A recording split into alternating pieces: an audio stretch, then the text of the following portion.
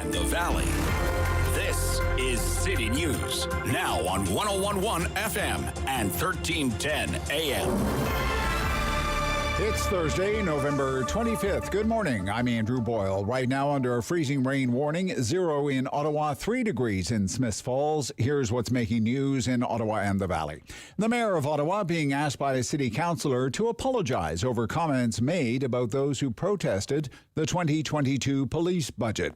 Here's City News reporter Alex Gouge. In response to multiple protests opposing the increase to next year's police budget, Mayor Jim Watson says members of the public he has spoken with, not those who hold rallies outside of City Hall or block roadways, want more police presence in their neighborhoods. Particularly for things like speed enforcement. It's the number one complaint my colleagues on council give me, and it's no good to put 30-kilometer or 40-kilometer street signs if you don't have the enforcement by the police. In a letter, Somerset Ward Councillor Catherine McKenney is urging Watson to apologize for those comments, adding it is highly offensive to insinuate the residents who protested the budget do not represent the public. They say this is not the time to create more division, but a time to give residents a voice and to listen. McKenney is also accusing the mayor of tokenizing city staff after he listed off racialized senior leaders in an effort to highlight diversity. Alex Gouge, City News. City News time 9:01, and now your forecast with meteorologist Jill Taylor. Freezing rain warning has been issued for the Ottawa area. We've got a brief period of that freezing rain before it transitions to all rain. The high today, 4 degrees. More rain for us tonight, too, for the low. And then heads up tomorrow, rain and snow could see 5+ centimeters with the high near 2 degrees in the morning.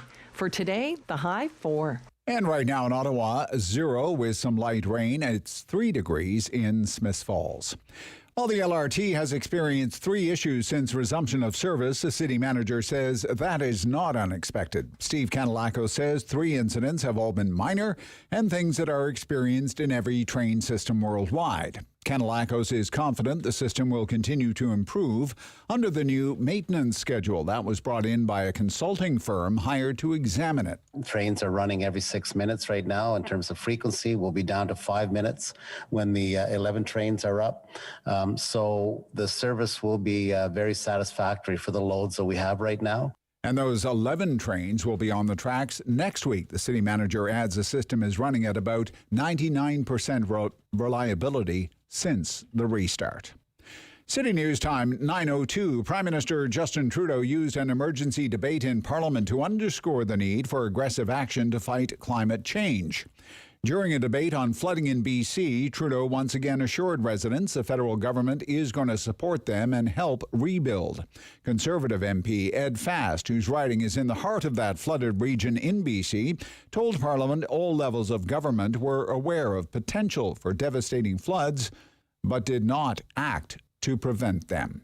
Now, the mayor in Abbotsford, BC, Henry Braun, says his Fraser Valley city is as ready as it can be for a series of 3 storms that are due over BC between now and early next week. Braun says dikes protecting the flooded Sumas Prairie have been shored up. The military has sandbagged vulnerable areas as well. He says Abbotsford is also finding strength from another source. We are doing well given the number of people by the thousands who have messaged me from Vancouver to Halifax and beyond, actually. They are standing with us and that their thoughts and prayers are with this city. Between 50 and 80 millimeters of rain is expected before the storm abates tomorrow. Braun thinks Abbotsford's flood-damaged infrastructure can handle it and the deluge due on the weekend, but he said Tuesday's storm coming raises even more concerns. I'm Andrew Boyle for News Anytime. Follow up online at ottawa.citynews.ca.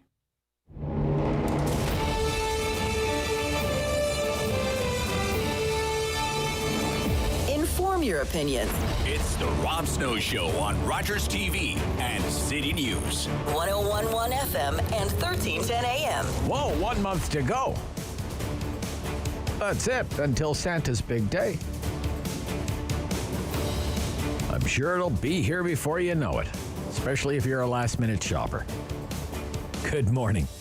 Welcome to the Rob Snow Show on City News. We're busy around here today. It's the news business. There's always something going on. Coming up on our program, our special guest this morning is the leader of Canada's New Democrats, Jagmeet Singh. Parliament has now been back for a few days. There was a question period yesterday. There's lots of talk about what the House of Commons should even look like. Should all MPs be back in the House, or would a hybrid model be the best case scenario for the foreseeable future? On the policy front, the Liberals continue to tout their $10 a day childcare program as a big cost-saving measure for Canadian families. Meantime, the opposition Conservatives are spending a lot of time hammering away at the Prime Minister over the rising cost of living, asking the Prime Minister about everything from the price of a can of beans to a loaf of bread, a quart of milk, a pound of bacon. And I don't gather Mr. Trudeau shops at Food Basics, so he doesn't really have a clue. But aside from the Prime Minister's grocery list, there are a lot of things to get into with Mr. Singh. There's the housing affordability crisis. There is the climate crisis. And just where is there daylight between New Democrats and Liberals these days, given the New Democrats pretty much spent the entire election campaign saying, you can't trust Mr. Trudeau. He says all the right things, but he never follows through. So Jagmeet Singh on our program around 9:15 this morning. Looking forward to that. Then we'll turn our attention to Ontario politics. We're big into politics here this morning. Every Thursday morning, my friends Lindsay Maskell and Andrew Brander join us, and we take a deep dive into everything that's been going on at Queen's Park. We call it Ontario Politics This Week. And this week, it was a week of polls. The election in Ontario is about 6 months from now.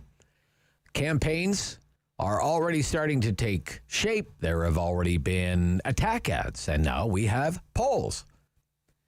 And right now, I think you have to give the edge to Doug Ford and the PCs. Although it's not going to be as easy as it was 4 years ago when they called the election for the PCs 15 minutes after the polls closed. It's not going to be like that next time around. And it looks right now like a majority government for the PCs is no sure thing. We could have a minority government in Ontario, the ways these polls look. Leger released a poll this week. It had the PCs up by 3 points over the Liberals, but none of the parties could manage to crack 30%. According to Leger, it's the PCs at 29, the Liberals at 26, and the New Democrats at 22.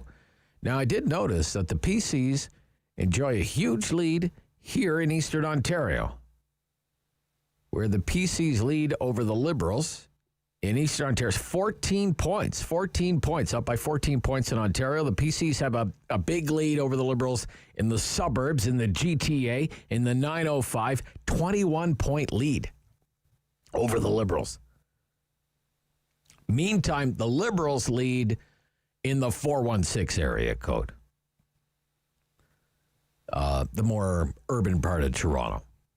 They're up by 15 points over the PCs in 416, where it's going to be a battle between Liberals and New Democrats there. PCs, more popular with men, more popular with voters over the age of 55. The Liberals have strength with voters under the age of 34. So I think when you put all of that together, plus throw in vote splitting between the Liberals and the New Democrats, I think it's all works to Doug Ford's advantage. That is, unless someone emerges as what I would call the agent of change. And there's some kind of change vote that rallies around the agent of change. But I'm just not convinced at this time that this election that we're going to have in Ontario is a change election, a real throw the bums out election. The last Ontario election was a throw the bums out election. That's why the Liberals ended up with 7 seats. I'm not sure this one is quite at that level right now. The other poll that was out this week, it was from 338 Canada. That's the pollster for Maclean's. PJ Fournier shows very similar results to the Leger poll. A 4-point lead for the PCs over the Liberals, 35-31-26. 35 for the PCs, 31 for the Liberals, 26 for the NDP, and 338 says, as it stands right now, shaping up to be a PC minority government. Still early days, though. Still early days. 6 months is a lifetime in politics. 6 months before the last Ontario election, Patrick Brown was the leader of the Progressive Conservative Party of Ontario, on track to become the next premier. He's the mayor of Brampton now. So we're going to get into all of that. If anything, find out what, if anything, we can take away from these early polls this far out from Election Day. On inflation, the rising cost of living, on housing and interest rates and all that stuff. We have one of the top economists in the country on the program this morning. Doug Porter is the chief economist at the Bank of Montreal.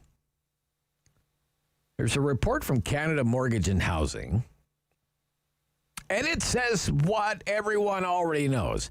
Hey, housing prices are way up. No way. You don't say. Thanks for issuing this report. The average home price across the country is 30% higher than before the pandemic. That's a nationwide number, according to CMHC. But it says smaller cities and semi-rural areas are experiencing record price increases. It points to markets like North Bay. Bancroft, housing prices up. Just since the pandemic, housing prices in Bancroft up 167%. In some of the cities of Atlantic Canada, prices for homes have doubled. And CMHC says it's worried about speculation. That too often now, buying a house or buying a second house, it's become a speculative investment vehicle that might not have a happy ending for some people. We had similar remarks this week from Paul Beaudry. He is the deputy governor of the Bank of Canada, and he made a speech this week expressing great concern about the speculation in the housing market and said it risks destabilizing other parts of the economy because the Canadian economy is relying so greatly on housing activity right now. Everything associated with housing, from building houses to renovating houses to buying and selling houses, inspecting houses, all the legal work that goes into a housing transaction, all the jobs related to that whole industry called housing. And we talked about this earlier this week. Now we have home purchases by investors, people buying second homes, third homes, with no plans to ever even live in them. That is now outpacing purchases made by first-time home buyers. So, I mean, it sounds like bubble activity. That you have the deputy governor of the Bank of Canada, CMHC. What does it sound like they're worried about? Worried about bubbles in the housing market. I don't know if you would go as so far as to say they're sounding the alarm, but it does remind me a little bit of Alan Greenspan and his warning about irrational exuberance just before the tech crash in 99-2000. So we're going to jump all over that topic. Doug Porter, chief economist, Bank of Montreal. And during the talkback hour this morning, I'm going to try, with your help at 750-1310, to marry two big issues. We had a great talk yesterday about climate change, climate crisis, climate emergency, the situation in British Columbia. We're hoping to get a reporter on this morning from Newfoundland. It's a very serious situation in Newfoundland right now because most goods get to Newfoundland by ship. The port is Port aux Basques, and the highway through Port aux Basques is washed out. That is what you call a major disruption to the supply chain. There's more rain in the forecast for BC's lower mainland and the Fraser Valley, another 75 to 120 millimeters of rain in the forecast. And then another storm to hit the area this weekend. And Environment Canada says by the end of this week, over a 7-day period, there are parts of British Columbia that will have had 400 millimeters of rain in 7 days. Wow. So there's all kinds of talk about climate change, adaptation, mitigation, and we have a government that is always promising to do something about climate change and is now promising to do even more about climate change. But at the same time that all of this is unfolding, there's a great deal of anxiety about the rising cost of living. $1 million for a house, $100 for a tank of gas, higher prices at the grocery store, higher interest rates sooner rather than later. A lot of people are worried and stretched pretty thin. But when you listen to the Trudeau government, when you read through the throne speech, there's not really a lot of talk in there about making life more affordable. If anything, it sounds like life could get more expensive because the government is committed to beating back climate change. So what I want to ask you this morning during our talkback hour, 750-1310, right after the 10 o'clock news, I want to ask you, how much more of your money are you willing to pay to fight climate change? The last time a Canadian pollster asked Canadians that question, you know what the most popular answer was? Nothing. How much more are you willing to pay to fight climate change? 0 was the most popular answer. Are you one of those people? I want to hear from you this morning. This is the Rob Snow Show on City News.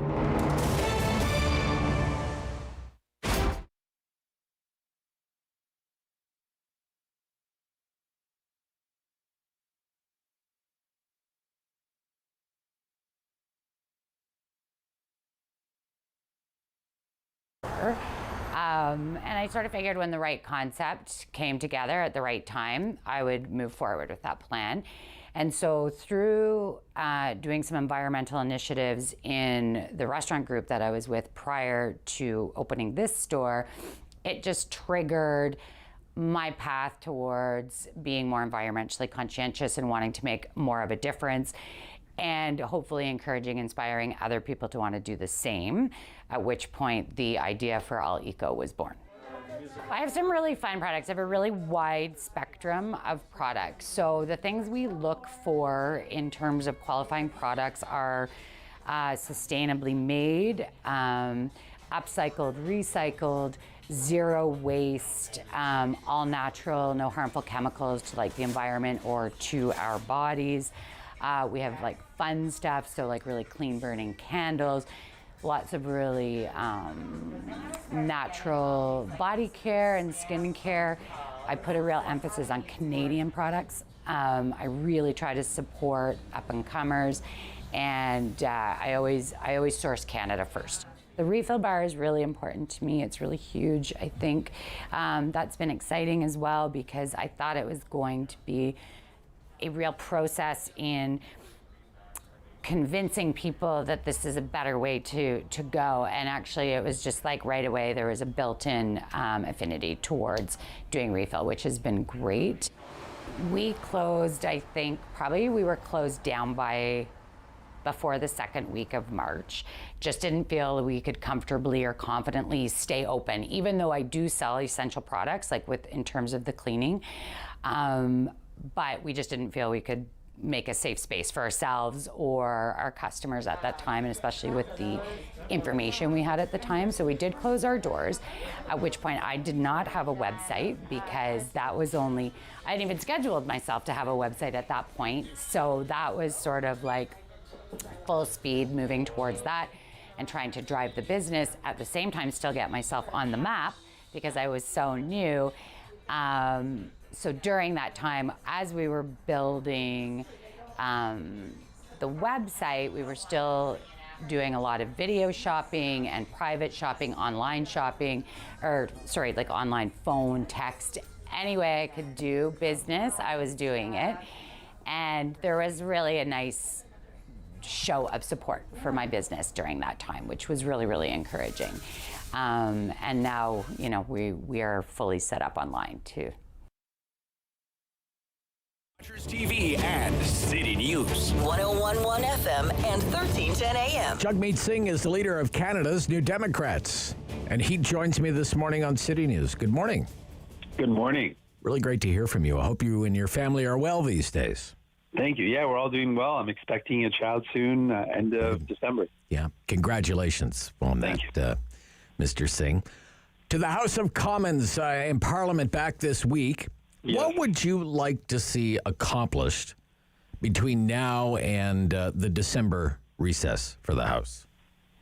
Well, one of the most important things for me is something I've been pushing for the past 18 months. I asked the Prime Minister 22 separate times to expand or to bring in this paid sick leave, something that all experts agreed is one of the most important tools to fight the pandemic. At one point, the highest rate of infection was coming from workplace infection and transmission. So we want to see that happen quickly. And it's something I campaigned on. It's something, as I mentioned, I've been pushing for the past 18 months. Trudeau said no every single time. Finally, the campaign said that he agrees. And now there's some signals that they might move forward with what we've been pushing for. So that would be a big victory that we would attain for people. And I'm looking forward to seeing that actually happen. That's one really concrete one. Okay. And you think you can get that done before the break?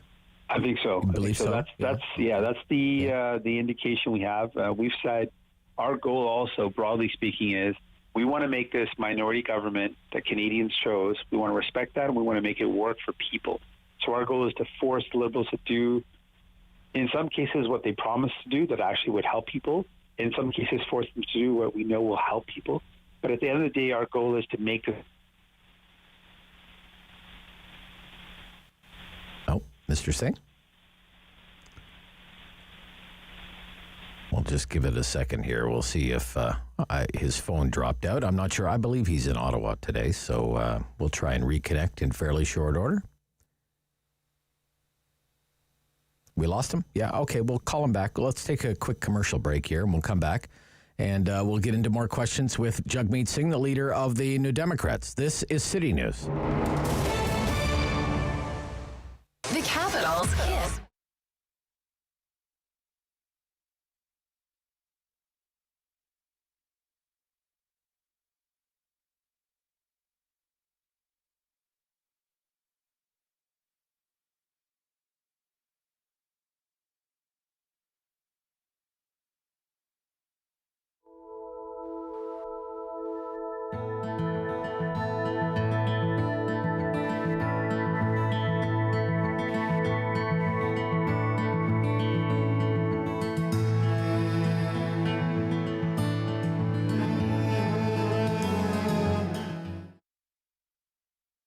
Okay, it happens. Live radio. Pandemic live radio. Mr. Singh is back with us, the leader of the New Democrats. I want to ask you just your position on House sittings, in person or hybrid. Which do you prefer, Mr. Singh? I like the hybrid model. I think it offers flexibility. If someone gets in contact with COVID-19 or contracts it, it gives people flexibility to still participate and represent their community without having to come in and risk making others get sick. So I think it's a good tool. We used it in the past. It's been effective. I still believe, though, that the majority of folks will be coming in person now that folks are vaccinated and we can be in person. But it's a good tool that provides some flexibility to members of Parliament for various reasons. Okay. The rising cost of living, Mr. Singh, is a major worry right now for many Canadians, whether it's housing, fuel, groceries, utility bills, paying for the basics. What do you think can be done about this? Well, first off, it is one of the biggest concerns right now for people. The cost of living is absolutely going up in a really astounding way. And the biggest way from all the analysis that the cost of living is going up is housing. And there is a direct role that the federal government can play in helping with housing. We look at it with a two-pronged approach. One, there are speculation forces that are driving up the cost of housing. Some of that includes it's incentivized right now to property flip. So people are buying properties and flipping them, and there's large corporations that are also looking at this as a profitable market, and we have to stop that. We have to cool the forces that are driving up the cost of housing. Also, foreign investment. People look at Canada's housing as a place to park their money, so we want to discourage that. And the second, there's certainly a supply side problem, and a part of that problem is, for the past number of decades, the federal government hasn't really been involved in investing in building public housing or building housing that is affordable. So we want to see a return to some of the things that we saw in the past: co-op housing, not-for-profit housing, as well as purpose-built CMHC government investment in building more housing, like we saw after the World Wars, where many homes were built that people were able to buy as their first home. So we want to see a supply side solution as well as a speculation side solution. There must be a role for the municipalities in that, right, Mr. Singh? Municipalities have so much control over the planning of their of their regions. So any talk like that you're going to have to engage the municipal sector, right? Oh, yeah. We'll have to work with the provinces as well as municipalities. And municipalities are ready. A lot of municipalities talk about the fact they've got land that they want to develop, but they don't have the financial resources. They mentioned there's been a lot of announcements, and they say those announcements have been great, but when we go to apply for any of the funding, it's just not available. So it's almost like, what's the point of having an announcement that funds are available when they're not accessible? So we want to see funding that's accessible for municipalities that they can easily access to develop projects. We know there's lots of federal land in municipalities across the country that aren't being used right now, and these lands can be converted into lands for development on affordable housing. But we also really need to look at the pressures. There's lots of different pressures that are driving up the cost of housing unsustainably, and we can tackle those. Okay. I want to talk about the fight against climate change, given what's been unfolding on the news over the last couple of weeks. We see these scenes out of British Columbia, now Newfoundland. We have devastation on both coasts this morning, Mr. Singh. The Trudeau government touts its new targets. It's never met targets before. It has new targets. It has promised to bring in an emissions cap for the oil and gas sector. It has a carbon tax that it says will go up to $170 a ton. And in the throne speech, there was language about a new adaptation mitigation strategy. How would an NDP plan differ, or what else would you like to see?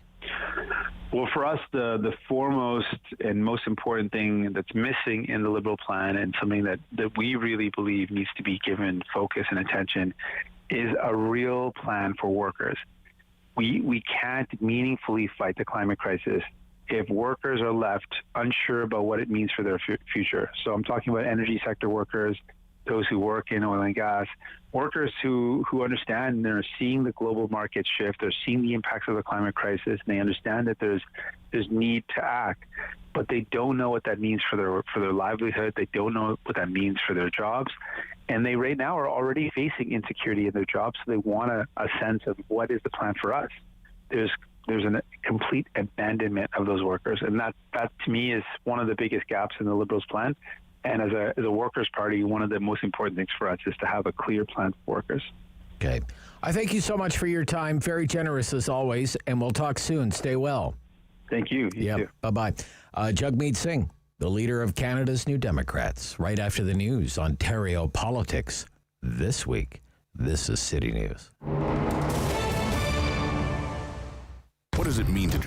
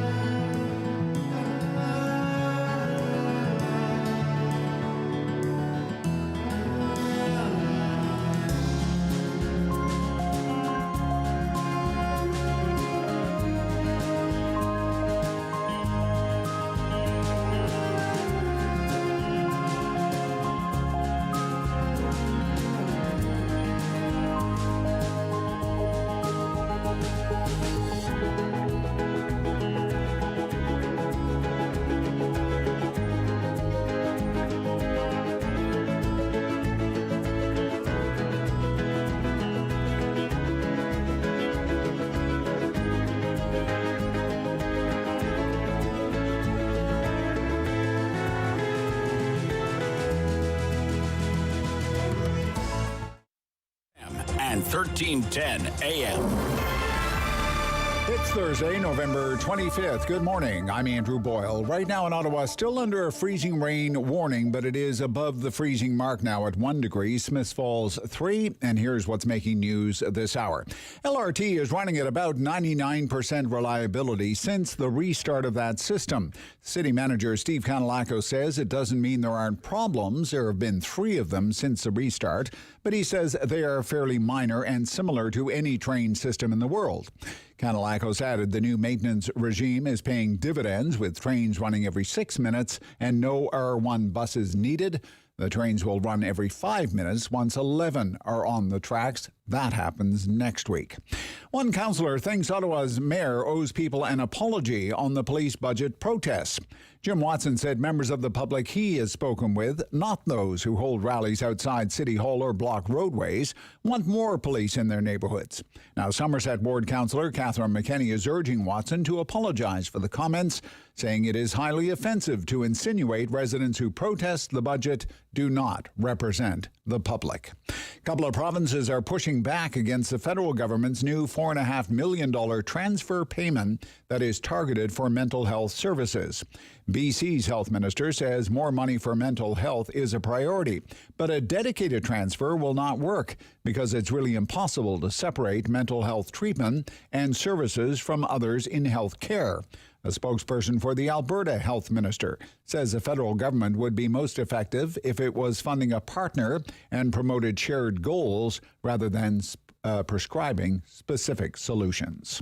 City News Time 9:32. I'm Andrew Boyle for News Anytime. Follow up online at ottawa.citynews.ca. Firm. Fair. Fun.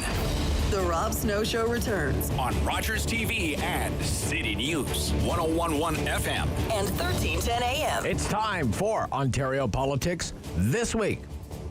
Lindsay Maskell is back. Liberal strategist, former advisor to Premier McGuinty, and Andrew Brander is senior consultant with Crestview Strategy, a former advisor to the Ford government. Good morning, everyone. Good morning, Rob. Morning, Rob. Great to hear from everybody. Polls. We have polls. 2 new polls out this week about the election race in Ontario. We're about, 6 months out from the election, according to Leger. And you take in total eligible voters, it's the PCs up slightly over the Liberals by 3 points, 29, 26, 22 for the New Democrats. And then 338 Canada, which is the Maclean's pollster. Very similar results. PCs 35, Liberals 31, New Democrats in third at 26, so a 4-point lead. You can dig a little deeper. Maybe we will dig a little deeper. PCs are strong with male voters, up 12 points over the Liberals, and older voters, those over the age of 55, up by 14 points. It's the Ford PCs with a huge lead in the GTA, while the Liberals are quite strong in 416.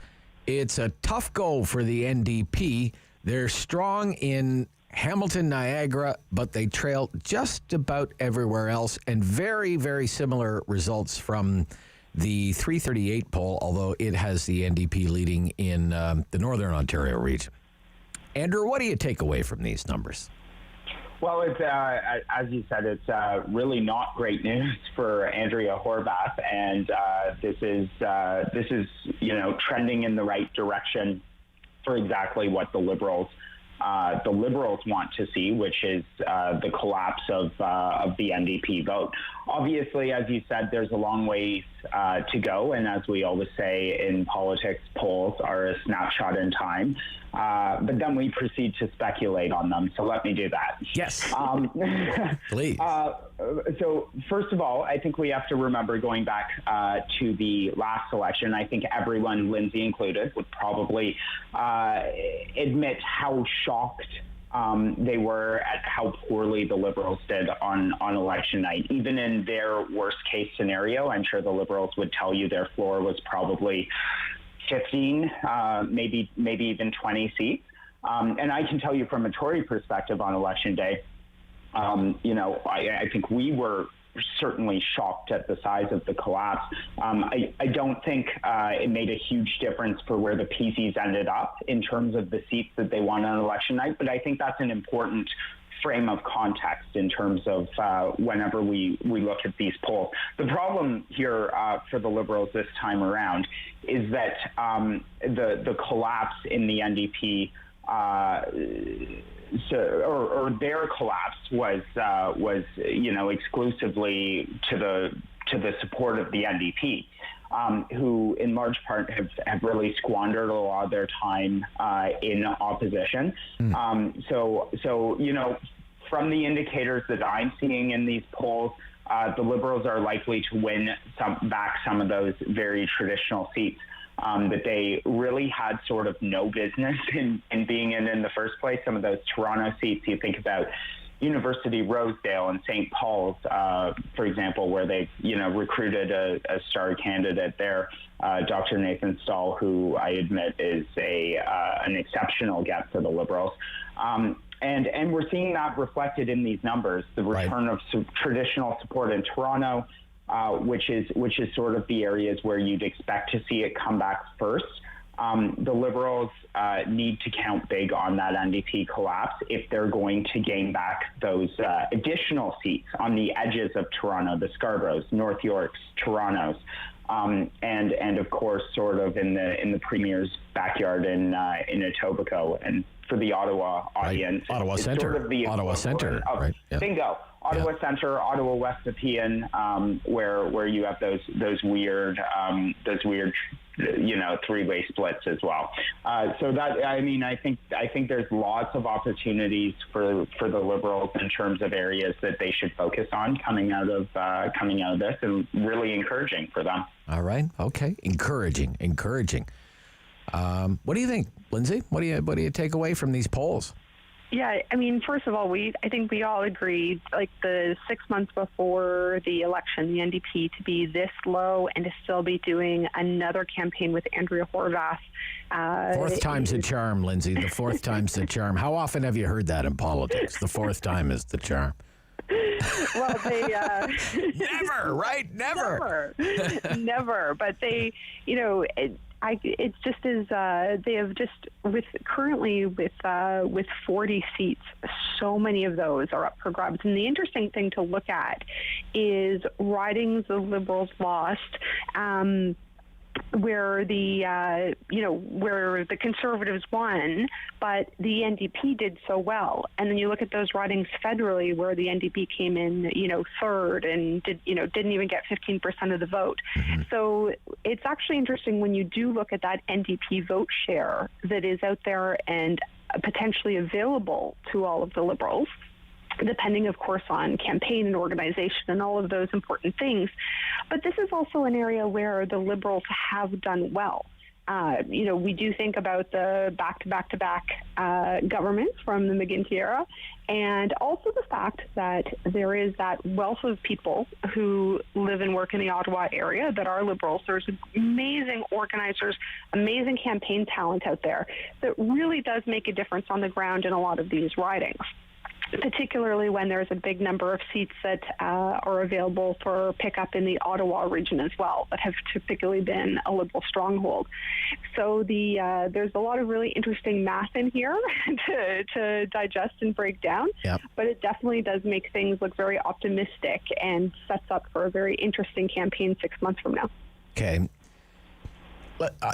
Both of you have keyed in on something, and I want to just kind of follow up on it, that as much as this is about a Liberal Party that's competitive again, the PCs have kind of settled there. If you were to look at, say, Doug Ford's approval ratings, it spiked just like all the premiers spiked, and then it went down, and then it kind of gradually went up, and now it's kind of settled here. And the PCs are at 35%, right? But what I'm getting from both of you is these polls are kind of an interesting NDP story, if anything. Do you think the NDP might necessarily be doing better if they had a different leader at this point? I mean, the fourth time? If the New Democrat, like I'm sorry, Lindsay, last election was the big change election, right? If you can't win, if you're the New Democrat, you can't win that election with Andrea Horwath. When are you going to win? That's what I keep and they have some serious people there who would have, I think, some would make compelling leaders of the Ontario Democrats. But it's Andrea again. It's Andrea Horwath again. I don't know if they'd be doing better if they had another leader. What do you think? Go ahead, Andrew. Yeah, go ahead, Andrew. Yeah, go ahead. I was going to say, I think absolutely yes. I mean, we look at the results from the last election, and I talked a bit about this in terms of the amount of really close three-way races there were in the last result. Traditionally, there really aren't a ton of seats in the province that are true three-way splits. There's, a few in Windsor, some in Brampton, maybe in London, a little bit up north, ridings like, as I said, Ottawa, West Nepean. But those aren't traditional splits normally, right? The lion's share of the vote-rich GTA and other seats in those suburban areas have always been traditional toss-ups between the PCs and the Liberals. So, I mean, if you're saying that the last election was literally a result that no one imagined for the Liberals, and that was the best that they could get, it's really hard to imagine that they couldn't be doing better with anyone else. However, I mean, leaderships are a funny thing, and in terms of, everyone at the prospect of a leadership, everyone sort of envisions their best version of their own party in that.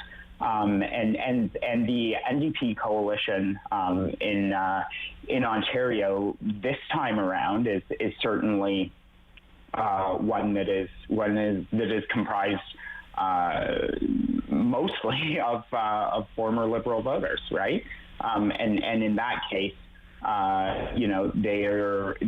they too have a new leader. So it would be difficult to say that's going to be the case. But I mean, Andrea Horwath looks like she's not going anywhere. So I guess we'll find out. Yeah, I'm surprised. I'm surprised there's not more pressure. Lindsay. Just on the, Sorry for cutting off. This is just, as you know, I get very excited about this topic because the thing that I find interesting is with the 40 members, 39 of them have kept themselves out of the media. They haven't done anything particularly wrong. They have not been, there was no cast of characters that were clearly going to be problematic for Andrea. There's actually some people in there, like Catherine Fife and the new education critic, that you can actually see Andrea kind of sidelining some people who had some real potential, and they kind of disappear. So there's some very interesting dynamics within that party. And I'd also just like to point out that there is the reason why Jagmeet Singh was in the federal election was his departure because of, him and Andrea not getting along when he was a sitting MPP in Brampton. So I don't think there's too many people in the Jagmeet Singh team that are going to, come out and get deep in this fight for Andrea. So there's a lot of interesting factors that are not playing for her benefit. Just had Jagmeet Singh on our program. That's very interesting. Okay. Let's say you're Stephen Del Duca. You're behind, according to this one poll. There must be something to it, though. You're behind in the 905 by 21 points, okay? 21 points. So how do you fight against a highway 413 if you're already behind by 21 points? Is that a winning issue for you to fight against a highway? Andrew, what do you think? Well, clearly, I think no. But yeah, I mean that's coming back to this poll specifically, and let's remember again as we're framing this, people always become more engaged with polls, and the polls always narrow during election times. It's the only time people really feel that they have a choice. Right. And so it's really the only time that they start thinking about things. So I'd come back to the fact that these polls are a snapshot in time. And as we say also in politics, the trend is your friend. And if you look at the polls that have happened since the start of this pandemic, there has really only been one Abacus poll, and that was in May of this past year, that showed the Liberals statistically tied with the Tories. The rest, the Tories are ahead, and especially in key regions. And what you mentioned right there, the Liberals are still really hard in the GTA. That I think that's going to be made worse by these infrastructure and transit projects. They've announced new hospitals also in Vaughan and Brampton. That's going to shore up a lot of votes for the Tories in these largely commuter communities. And the NDP has did much better in a lot of these ridings, but not to the same degree as other parts of the province. They were still largely third in many of these GTA seats in terms of the York region seats specifically. So I don't think you're seeing the NDP really go after those cohorts of voters, and so really there's a lot of opportunity for Del Duca to do so, but he's got to start coming out with some real announcements that speak to them. And $1,500 for an electric vehicle is not one of those policies. Yeah. Okay. On being behind by double digits in the burbs and fighting against a highway, it seems to be a losing proposition to me, Lindsay. What do you think? Well, it's not the only thing that's going to be on the mind of voters. They're also smart enough to know that a highway is, can be more than a decade away. That there are other infrastructure needs that would go ahead. We have a $180 billion federal infrastructure plan that involves that they're seeing things come into their community from all levels of government that sort of, that tie to, this is who delivered this piece of infrastructure doesn't have the exact same play when you have a federal Liberal government.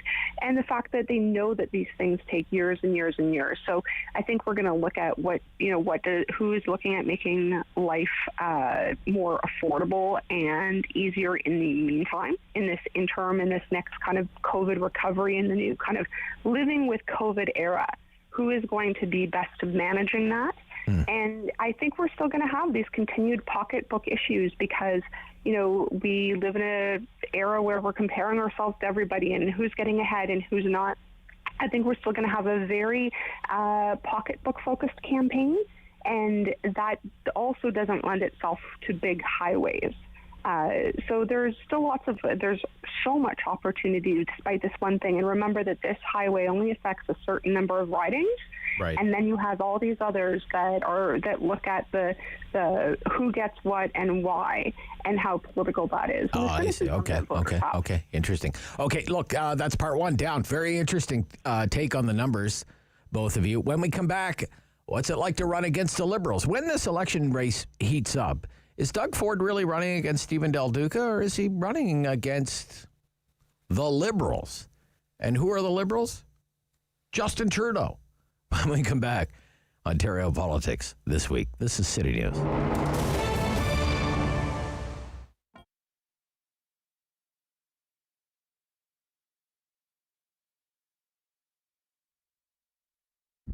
We just took over this business about a few weeks prior to the pandemic, but we've been loving the community, the people, very friendly. But it's been very difficult starting up a new business, just the time that we did, but I'm sure it's the same everywhere. We did take a broken business, which doesn't help us, but we thought we believe in what we do. We're very passionate about food, and we just really wanted to share the Iraqi culture through our food. All our recipes are homemade, so this is very unique. Usually you hear restaurants, shops, it's all frozen food or prepared food. So nothing here is prepared, everything is homemade. We get our meat and produce from a local farm. So supporting local is the way to go. We are supporting all the way. And our meat are actually marinated the day of, so it's as fresh as can be. Quality ingredients and everything is made from scratch. I get a lot of people when they come in, they say it tastes like Middle Eastern, like back home. So for you to have been to Iraq and had the food there, you can really compare and see the similarity. We do like to focus on healthy. So our recipes, not only the homemade, again, everything is from scratch, but we have from combos and to small sandwiches. One of our favorites and very popular is the chicken salad and the beef salad. So now you're getting all the protein and all these amazing ingredients that we all need. During this time, I find a lot of people are sitting at home and not enough movement. So to come here and get something healthy other than go elsewhere and just put, what's not so good for our bodies, makes a huge difference. So we have shawarma sandwiches, combos. I mean, if you're looking for a meal to feed your family, I would highly recommend the family platter.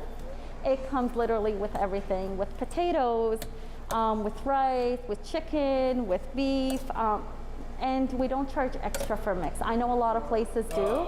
Here we just add everything to your platter. And lots of healthy choices for sure. We're very passionate about food, and for our small family business, it's been good. Like I said, it's a little struggle, but we are not a chained restaurant.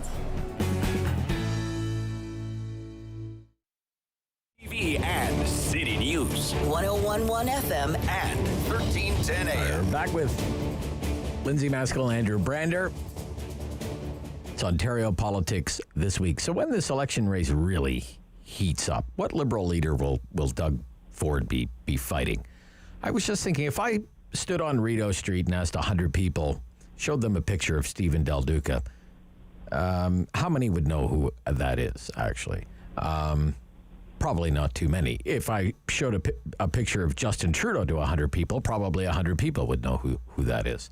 So I wonder, Lindsay, when people go in and vote for the Liberals, are they going in thinking, I'm going to vote for the Stephen Del Duca Liberals? Or are they going in and thinking, well, I'm a Liberal and Justin Trudeau's my guy, and that's who I'm voting for? Give us a sense of some insight into the Liberal mindset there, Lindsay.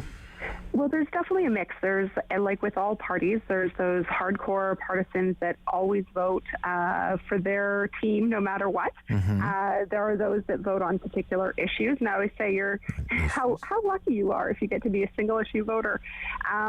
Then there's going to be the people who really do take the time to look at what their options are, who aren't wed to any one particular party, who have voted in different parts of the spectrum, and really do take the time to get to know the various leaders and a little bit more high level of their platforms.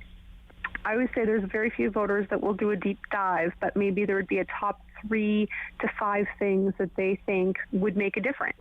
And there are those moving voters. Now, the other thing is that there's also the Liberals that stay home. Okay. So I would also point out, yes, the NDP lost a lot of votes. The Liberals lost a lot of vote share to the NDP. But you will also see a typical Liberal voter, if they're not happy about a leader or an issue, tend to be more likely to stay home as opposed to a major switch.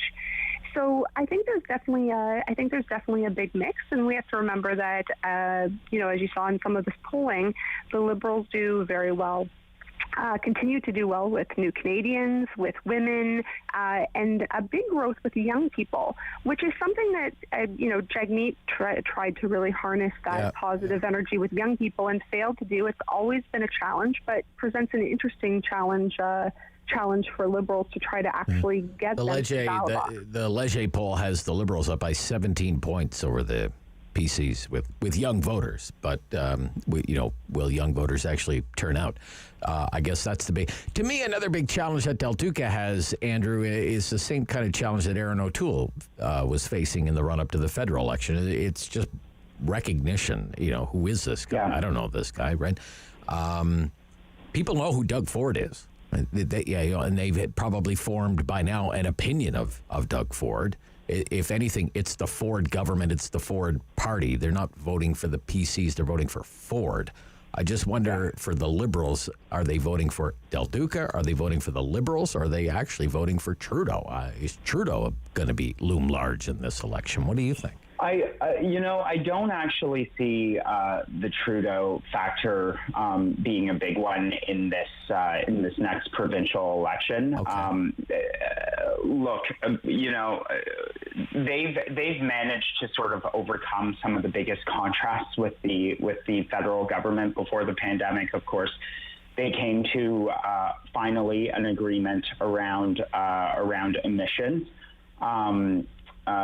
They largely, throughout the pandemic, agreed on many of the measures in terms of pandemic supports, and other than some sort of small squabbles about the border and things like that, I think they were largely on the same page. And look, I think soon they're going to come to an agreement on childcare. And so, some of the biggest contrast pieces there are not going to be available to them, and they can talk about that partnership. But Rob, you asked about what Liberal leader he'll be fighting against. I think we've already seen that the government certainly wants to run again against Kathleen Wynne. Right. Good point.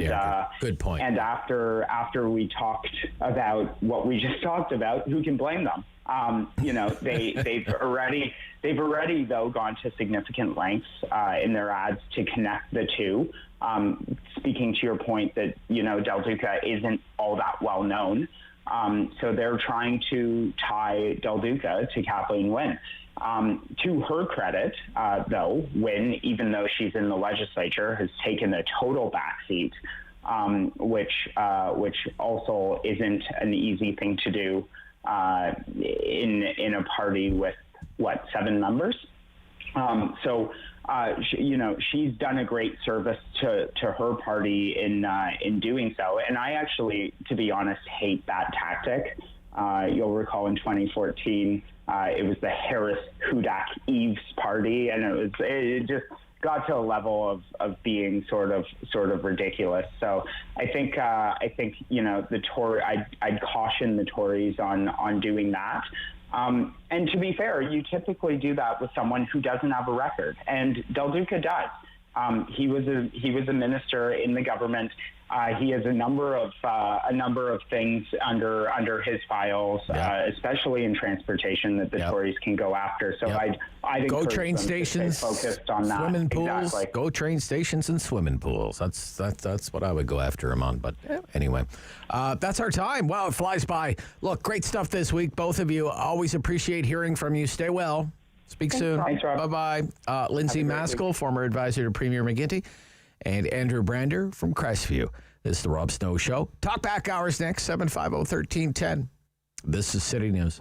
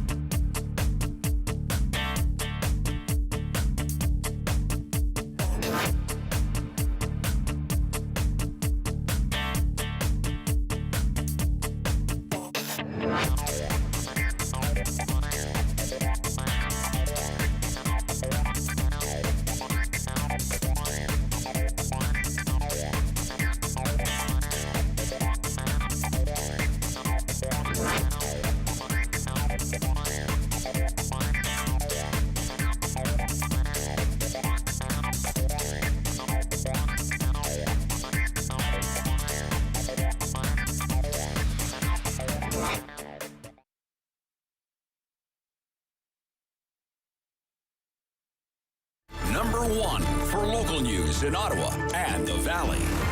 This is City News, now on 101.1 FM and 1310 AM.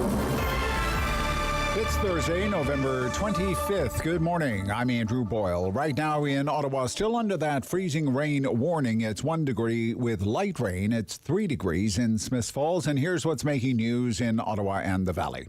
Devastating floods in BC prompted an emergency debate in the House of Commons last night. That's amid increased attention to how ill-prepared our country seems to be for the effects of a changing climate. The Environment Minister, Stephen Guilbeault, said last week's record rainfall in southern BC and this week's heavy rains in eastern Nova Scotia and southwestern Newfoundland have many Canadians asking, is that what climate change looks like? Madam Speaker, it's not as simple as attributing a single weather event to human-caused climate change, but the evidence is conclusive. Canada is experiencing more frequent and more intense extreme weather events. And climate change is leading to those intense disasters, not only here at home, but around the world. Now, Conservative MP Ed Fast, whose Abbotsford riding is in the heart of BC's flooded region, expressed concern about meeting victims' immediate needs. Vancouver Island Green MP Elizabeth May said it's not about bad weather. This is about whether human civilization can survive. NDP leader Jagmeet Singh says there is one thing he wants to see in this current session, albeit short, of Parliament. He outlined that on the Rob Snow Show. I've been pushing for the past 18 months. I asked the Prime Minister 22 separate times to expand or to bring in this paid sick leave. Now, Singh also says his party will continue to push for things like a national pharmacare program. He said that earlier in the week. It was sadly missing from the speech from the throne. City News Time 10:03, and now your forecast with meteorologist Jill Taylor. Freezing rain warning has been issued for the Ottawa area. We've got a brief period of that freezing rain before it transitions to all rain. The high today, 4 degrees. More rain for us tonight, too, for the low. And then heads up tomorrow. Rain and snow could see 5+ centimeters with the high near 2 degrees in the morning. For today, the high 4. And the freezing rain warning remains in effect in Ottawa. Light rain at the moment, and it's 1 degree. In Smiths Falls right now, it's 3. Well, back-to-back rainstorms in the forecast for flooded regions of BC. The first expected to drop 70 millimeters of rain over the Fraser Valley, including Abbotsford, by later today. Now, another storm arrives Saturday, but that is just a preview to the big storm. That is expected coming up on Tuesday. On the East Coast, the key Newfoundland community of Port aux Basques remains cut off by road from the rest of the province. Local radio there reporting a first chopper sent to Port aux Basques to rescue a man and a woman had to turn back due to the terrible weather conditions. A second, though, did manage to rescue the couple.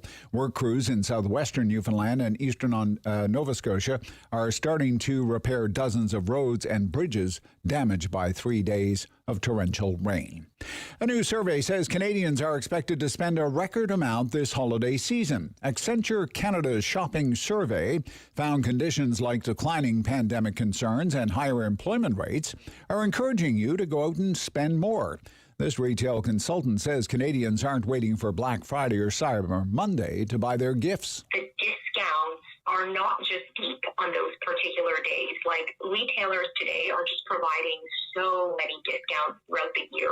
So there just isn't a need just to shop on those 2 days in order to get discounts to buy gifts leading up to the holiday season. Now, another survey found Canadians saved unprecedented amounts of money during the pandemic. That has helped increase holiday spending budgets. I'm Andrew Boyle for News Anytime. Follow up online at ottawa.citynews.ca. It's time to talk back On the Rob Snow Show. Have your say and call now. 613-750-1310. How much more of your hard-earned money, how much more are you willing to pay to fight climate change? That's the question I want to begin with this morning. We'll see where the conversation takes us by the top of the hour. I hope you'll share your opinion. That's why we do the Talkback Hour, because we want to hear from you. At 750-1310, 750-1310, 613-750-1310. I've been trying to make the case for a couple of weeks now that I think we're at a crossroads. We have the economy and the environment, and we have a government that is of the opinion the way we run our economy needs to change because it's harmful to the planet and we need to do more to fight climate change. And you may not like that that's where we are, but we can't escape the reality that this is where we are and this is the government that we have. We have both coasts of the country cleaning up from huge storms. The default position is to blame climate change. Maybe about to go from bad to really bad to maybe much worse in British Columbia, depending what happens there over the next few days with their weather forecast. And it's awful this morning as well in eastern Nova Scotia and western Newfoundland. Where you have roads washed out, people cut off from towns and cities. And it's not on the same scale as British Columbia, but it's going to be an expensive cleanup nonetheless. And I listened to this throne speech this week. I even read through the text of the throne speech, and I certainly read a lot about the government's promises to fight climate change, all the things they're going to do to fight climate change. But what I didn't see or hear was a lot of talk about making life more affordable for everyday Canadians like you and me.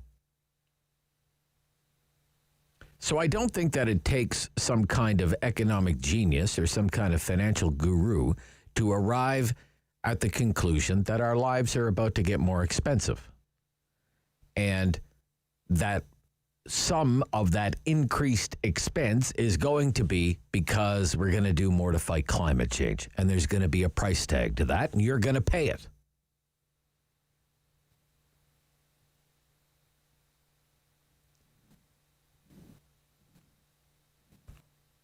How much more are you willing to pay to fight climate change? How much more of your money are you willing to pay to fight climate change? Nothing? Nothing at all? A little bit more? Say a modest amount, or a whole lot more? Maybe you're a true believer in the climate crisis, that we need to declare a climate emergency. We have declared a climate emergency. And you're willing to spend a lot more money if that's what it takes, then that's what it takes. We're 1 minute to midnight, okay? It's a climate emergency. Let me get my checkbook. Look, it's not like there are any wrong answers. I'm not here to tell you that you're wrong. I just want to know your opinion at 750-1310, 750-1310, 613-750-1310. There has been a lot of public opinion research on this question. And it's not too stale. Ipsos was doing some polling on this very question as recently as this past July. And at that time, its data suggested that more than half of those polls were unwilling to spend anything more in the name of fighting climate change. Are you willing to fight climate change? Nope. Are you willing to pay to fight climate change? Nope. That was the answer for more than half the people who were surveyed.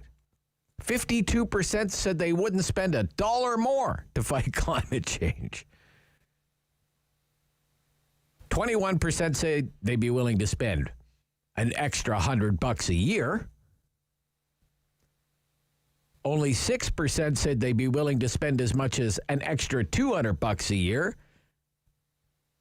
Only 2% say they'd be willing to spend an extra $400 more a year. But there is a minority, they're committed to putting up a lot more of their own money in the fight against climate change. 5% said they'd be willing to spend as much as $500 a year. 6% would go as high as $1,000 a year, an extra $1,000 a year. But by far, and it's not even close, by far, the most popular answer to the question, how much more are you willing to spend to fight climate change? The most popular answer was 0. Zilch, nada. I'm tapped out. I'm tapped out. You can't get blood from a stone. 52%. But you have to listen to what this government is saying, what this government is promising. It's promising you will pay more. My question is, how much more are you willing to pay? At 750-1310, 750-1310, 613-750-1310. Darlene, Rideau Lakes, good morning. Good morning, Rob. Nice to hear from you. Thank you for the call. You're welcome. How much more of your hard-earned money, Darlene, are you willing to pay to fight climate change? Zero. Zero. Why do you say that? Why do you say that? You know, Rob, I have a theory. Nobody's brought this up ever, but I'd like people to sort of think about it. Right. First of all, your question yesterday was the Titanic went down April 15th, 1912. Yeah, that wasn't my question, but somebody brought that up. I didn't get through. Yeah. I had an uncle who was coming over on that. He was 10 years old. Oh, my goodness gracious. Yeah, but he got bumped. His family got bumped because they were lower class people, so they got the next ship, the Pennsylvania, which was lucky for them. Lucky for them, yes. Absolutely. Anyway, I think our Earth is in trouble because they go to space too much and they have broken down the ozone layer around our Earth. Right. Okay. Nobody mentions that. Okay. I don't know if you know. But if the Earth is broken, Darlene, let's work from this assumption. No, the protection around the Earth. Well, fair enough. It's broken. Whatever it is, it's broken. You just said it's broken, right? Then shouldn't we be repairing it? And repairing it will cost money, but you're not willing to spend any more money. Not when they keep going through the ozone layer to outer space. Yeah, I don't know if that has anything to do with anything. We learned that in geography in school, Rob. Oh, really? And that is a protection around our Earth. Well, and I know when that breaks down, the Earth gets hotter. Well, yes, we used to be quite a great deal of concern about the depletion of the ozone layer, as I recall, right? Many years ago. Yes, but you realize, carbon taxes are going up. There's talk about, massive new investments in infrastructure, all of these things to fight climate change. Yeah, I know. Right. But you're not willing to spend any more of your money on climate because I don't want them going to outer space anymore. All right. I don't want to get too off track talking about outer space. But thank you, Darlene. Let's kind of keep it earthbound here. Ken in Ottawa. Ken. Yeah, good morning. How much of your money are you willing to spend to fight climate change? How much more of your money? Nothing at all. I think it's a farce. I think it's just politicians trying to get money out of your pocket. Really? Yeah. Why do you say that? They're wasting every dime of it because I don't think you can change it the way things are. Okay. Because people have an attitude anyway towards it. And, if you look back in time, Antarctica 13,000 years ago was in the tropics. And I don't think we control. So people would call you a denier then, Ken. You're a denier, right? Yeah, you're a denier. So you're not going to spend any money. You wouldn't be willing to spend any money. No, I think it would be a waste of time. Waste of time. Got you, sir. Okay, thank you. Steve, Ottawa. Good morning, Steve. Steve, why do you do that? You wait there, and then you hang up in my ear. Why would you do that to me? Doesn't make a lot of sense. Mark, Ottawa South. Mark. It would depend on the precise, specific, workable, practical plan to fight climate change. Okay. Before I would agree to spend money on something, I'd want to know exactly what it is. Right. And I would advocate that all advocates of action examine the record of the Dalton McGuinty, Kathleen Wynne government in Ontario for 15 years. Mm-hmm. What more could they have done that the advocates would have wanted, and what did it lead to? What were the results of it, and was it worth it? And I'd say no. Right. If we're just going to repeat that on a national scale, then it's really not worth financing. Okay. I'm also afraid, frankly, that... But you're open to spending more of your money. If there could be a realistic plan, but that's the hard part, you see. Okay. And if it's going to turn into just be something, a smokescreen under which the government raises taxes to fund other things that have a greater political payback for the government in power, then I don't want to be funding that. You got to ask the specifics before you ask people how much they're willing to pay for it. All right, Mark. Thank you, Mark. All right, we'll be right back. This is the Rob Snow Show Talkback Hour on City News.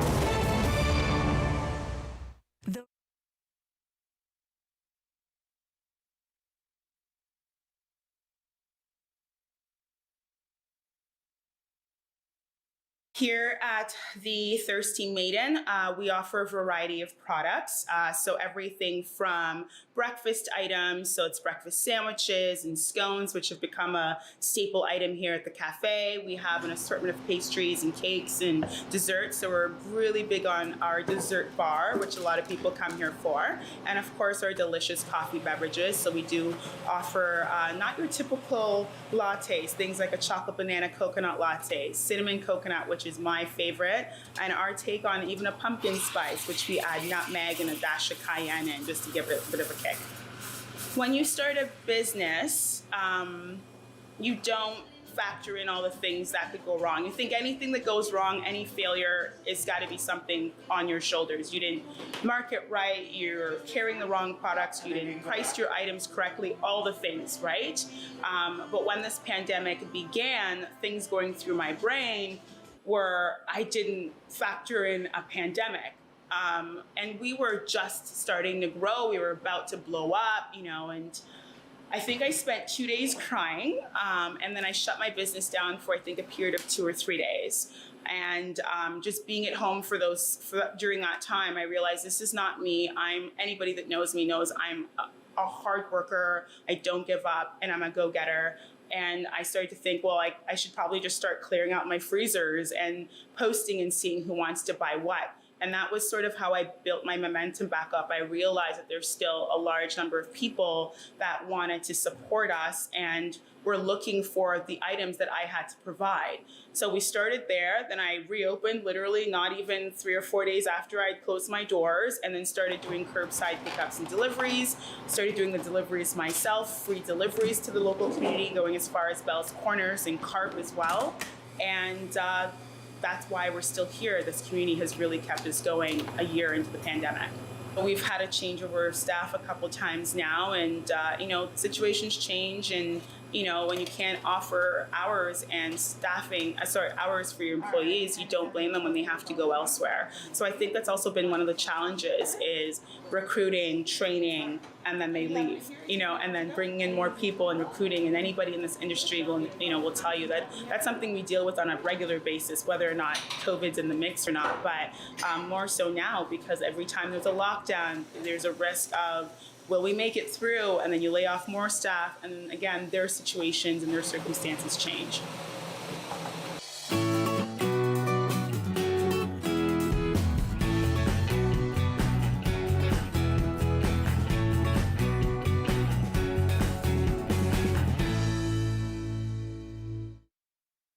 At 613-750-1310. Now, the Rob Snow Show continues. How much more of your money are you willing to spend to fight climate change? That's what we're talking about this morning. The environment and the economy, you have to listen to what your government is saying, okay? It is promising that you will pay more. Now, it also says you're going to get some money back, and I wouldn't mind talking about that as well this morning, and get your impressions on carbon tax rebates and the language about the carbon tax rebates. They're going to become quarterly payments sometime next year. Yeah, I'm curious if you think that the money you get back at tax time actually offsets what you pay throughout the year in the carbon tax. The government insists that most people are coming out ahead on the carbon tax and then the rebate on the carbon tax. It looks like they have the data to back it up, but I'd be curious if that's how it feels to you. But how much more are you willing to pay to fight climate change? The last time Ipsos asked this, it was the summertime. Climate change was all over the news in the summertime again.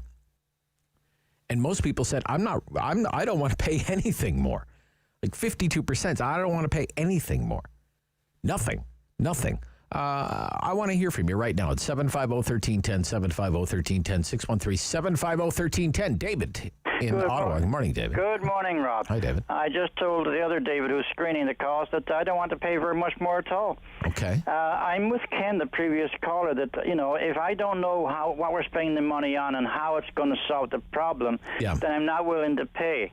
I'm not going to go to the store and put $100 on the shelf and take home a brown paper bag, not even knowing what's in the brown paper bag. Good enough. Fair enough. Yeah. Also, and I don't want to put my tinfoil hat on, but it's a government scam. It's an international thing. The Agenda 31 they talked about. Oh, come on, David. Come on now. It's an attempt to redistribute the world's wealth. And another thing, too, global warming or climate change is global. That's why it's called global. So we can tax ourselves to heck and back again, right? And start living in tents in the winter to try to solve the problem.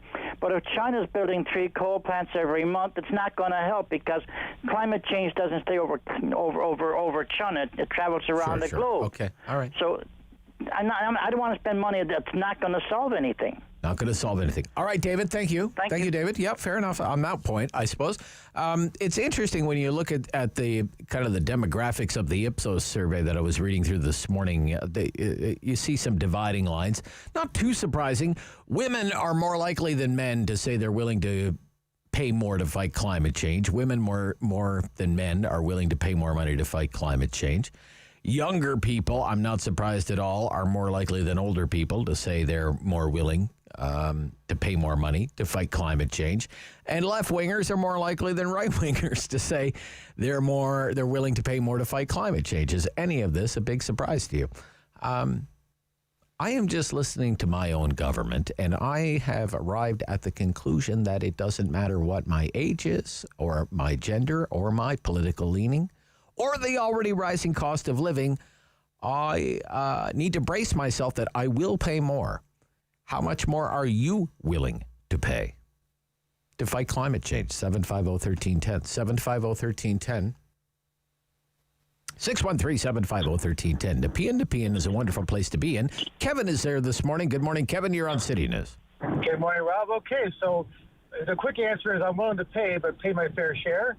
I mean, I think the way I look at it is that it should be based upon how much abuse the country is doing to the environment. So, for example, how much does Canada impact the world's economy? That's not the world environment overall. Yeah. And then be proportioned on that. So, I've been to China many times, away from China. Listen to Anshan, heavily coal-fired district. Yes. And the air is just terrible there. You can barely breathe almost any time of the year there. Wow. And what are they doing? What are they paying, right? So we should be paying to help out, but not more than we need to be. Very interesting, Kevin. Okay, thank you very much, Kevin. All right. Yep. Basil in Barhaven. Basil. Hello. Hi, Basil. Good to hear from you, sir. Thank you for calling. How much more of your hard-earned money are you willing to pay to fight climate change? I mean, I think it's difficult for anybody to put an exact number on that, because the vast majority of people don't know where their money goes anyway. Right. Well, let's say, nothing, or a little bit more, or significantly more. I mean, I think we're hearing the narrative that we don't want to do this until we know exactly where that money is going. Heard that this morning. Our military spends $23 billion a year. Ottawa Police alone is $360 million. That's right. Do people have that itemized? No. We gave Loblaws $12 million. Right. It was one of the richest families in Canada. In Canada, you're right, yeah. We just increased yearly subsidies for fossil fuels by $900 million. And we're worried about $10-12 each person.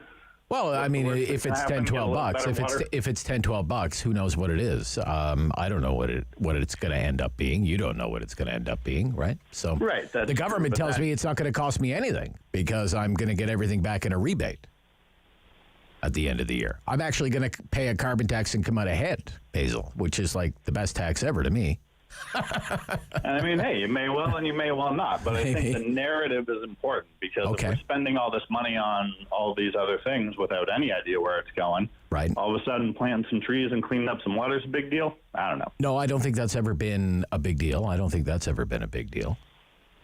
and think that's so. what you're hearing from people. Okay, thank you, Basil. You're the only person I've heard that from. Corey in Ottawa. Corey, you're on City News. Hi, Rob. Hi, Corey. How much of your money are you willing to spend to fight climate change? How much more? Well, I think I'm willing to pay more, but I prefer if it is actually going after the major polluters in the world. Okay. And, the way I see it, like China and India, they have really no real goal of reducing emissions. And perhaps instead of taxing Canadians, why don't we put a carbon tax on imports from India and China, two countries that are basically refusing to reduce their coal-fired plants and carbon emissions. Well, there are talk of carbon tariffs now, sir. They may actually go ahead and do that, But if there is a carbon tariff, you're going to pay the carbon tariff, Corey, right? Well, I'm okay with paying a tariff or an import tax from countries that are refusing or they're not adhering to the recent agreements that they've made. All right. That's very interesting, Corey. Thank you. I have also one more idea, too. And, sure thing. And that is the money that we receive from these carbon taxes. Yes.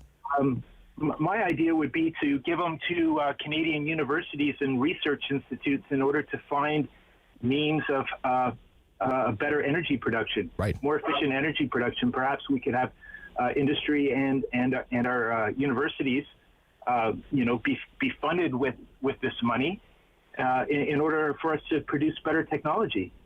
I think it would produce much better outcomes than what they're doing right now. And what I'm worried about under the current scheme is for there to be a lot of fraud. Oh, okay. With the carbon tax and these carbon offsets and all this other stuff, right? Okay. I think it'd be a nightmare to actually try to monitor. All right, Corey. Some very interesting ideas there, Corey. Thank you so much for calling. We've reached halftime on the Talkback Hour. We'll have a 90-second news update coming up shortly here from Andrew Boyle, and then we're right back on this question. Okay, how much more are you willing to pay to fight climate change? This is the Rob Snow Show, and this is City News. The Rob Snow Show.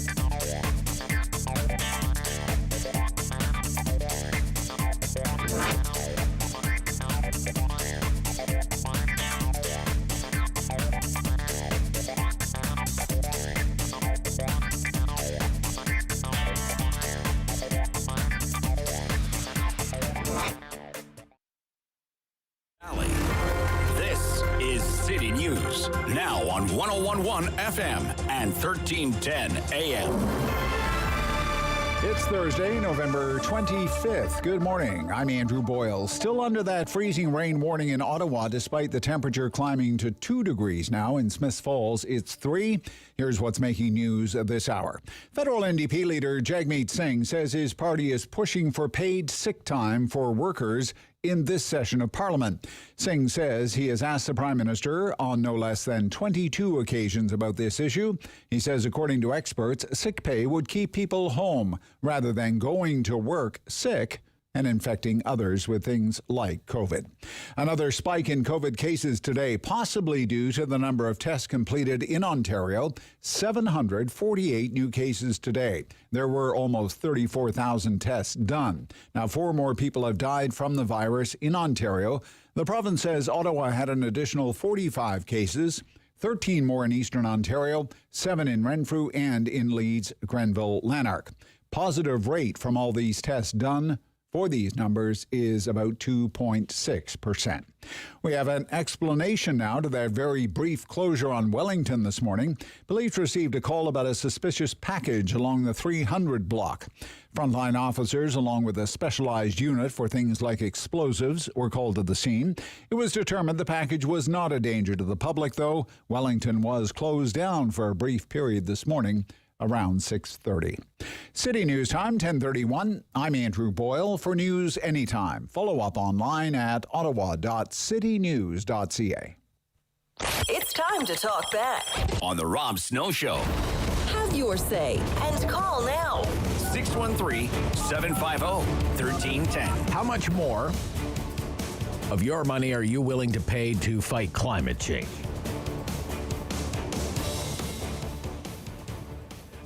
I think it's going to cost you more. I think we're starting to see some of the increased costs already. Some of them, I think, are going to arrive in short order. And I think they would, despite what government is in power. If you think about the extra costs that are going to get baked into things when you look at what's happening in British Columbia or what's happening in Newfoundland right now. Just think about insurance, right?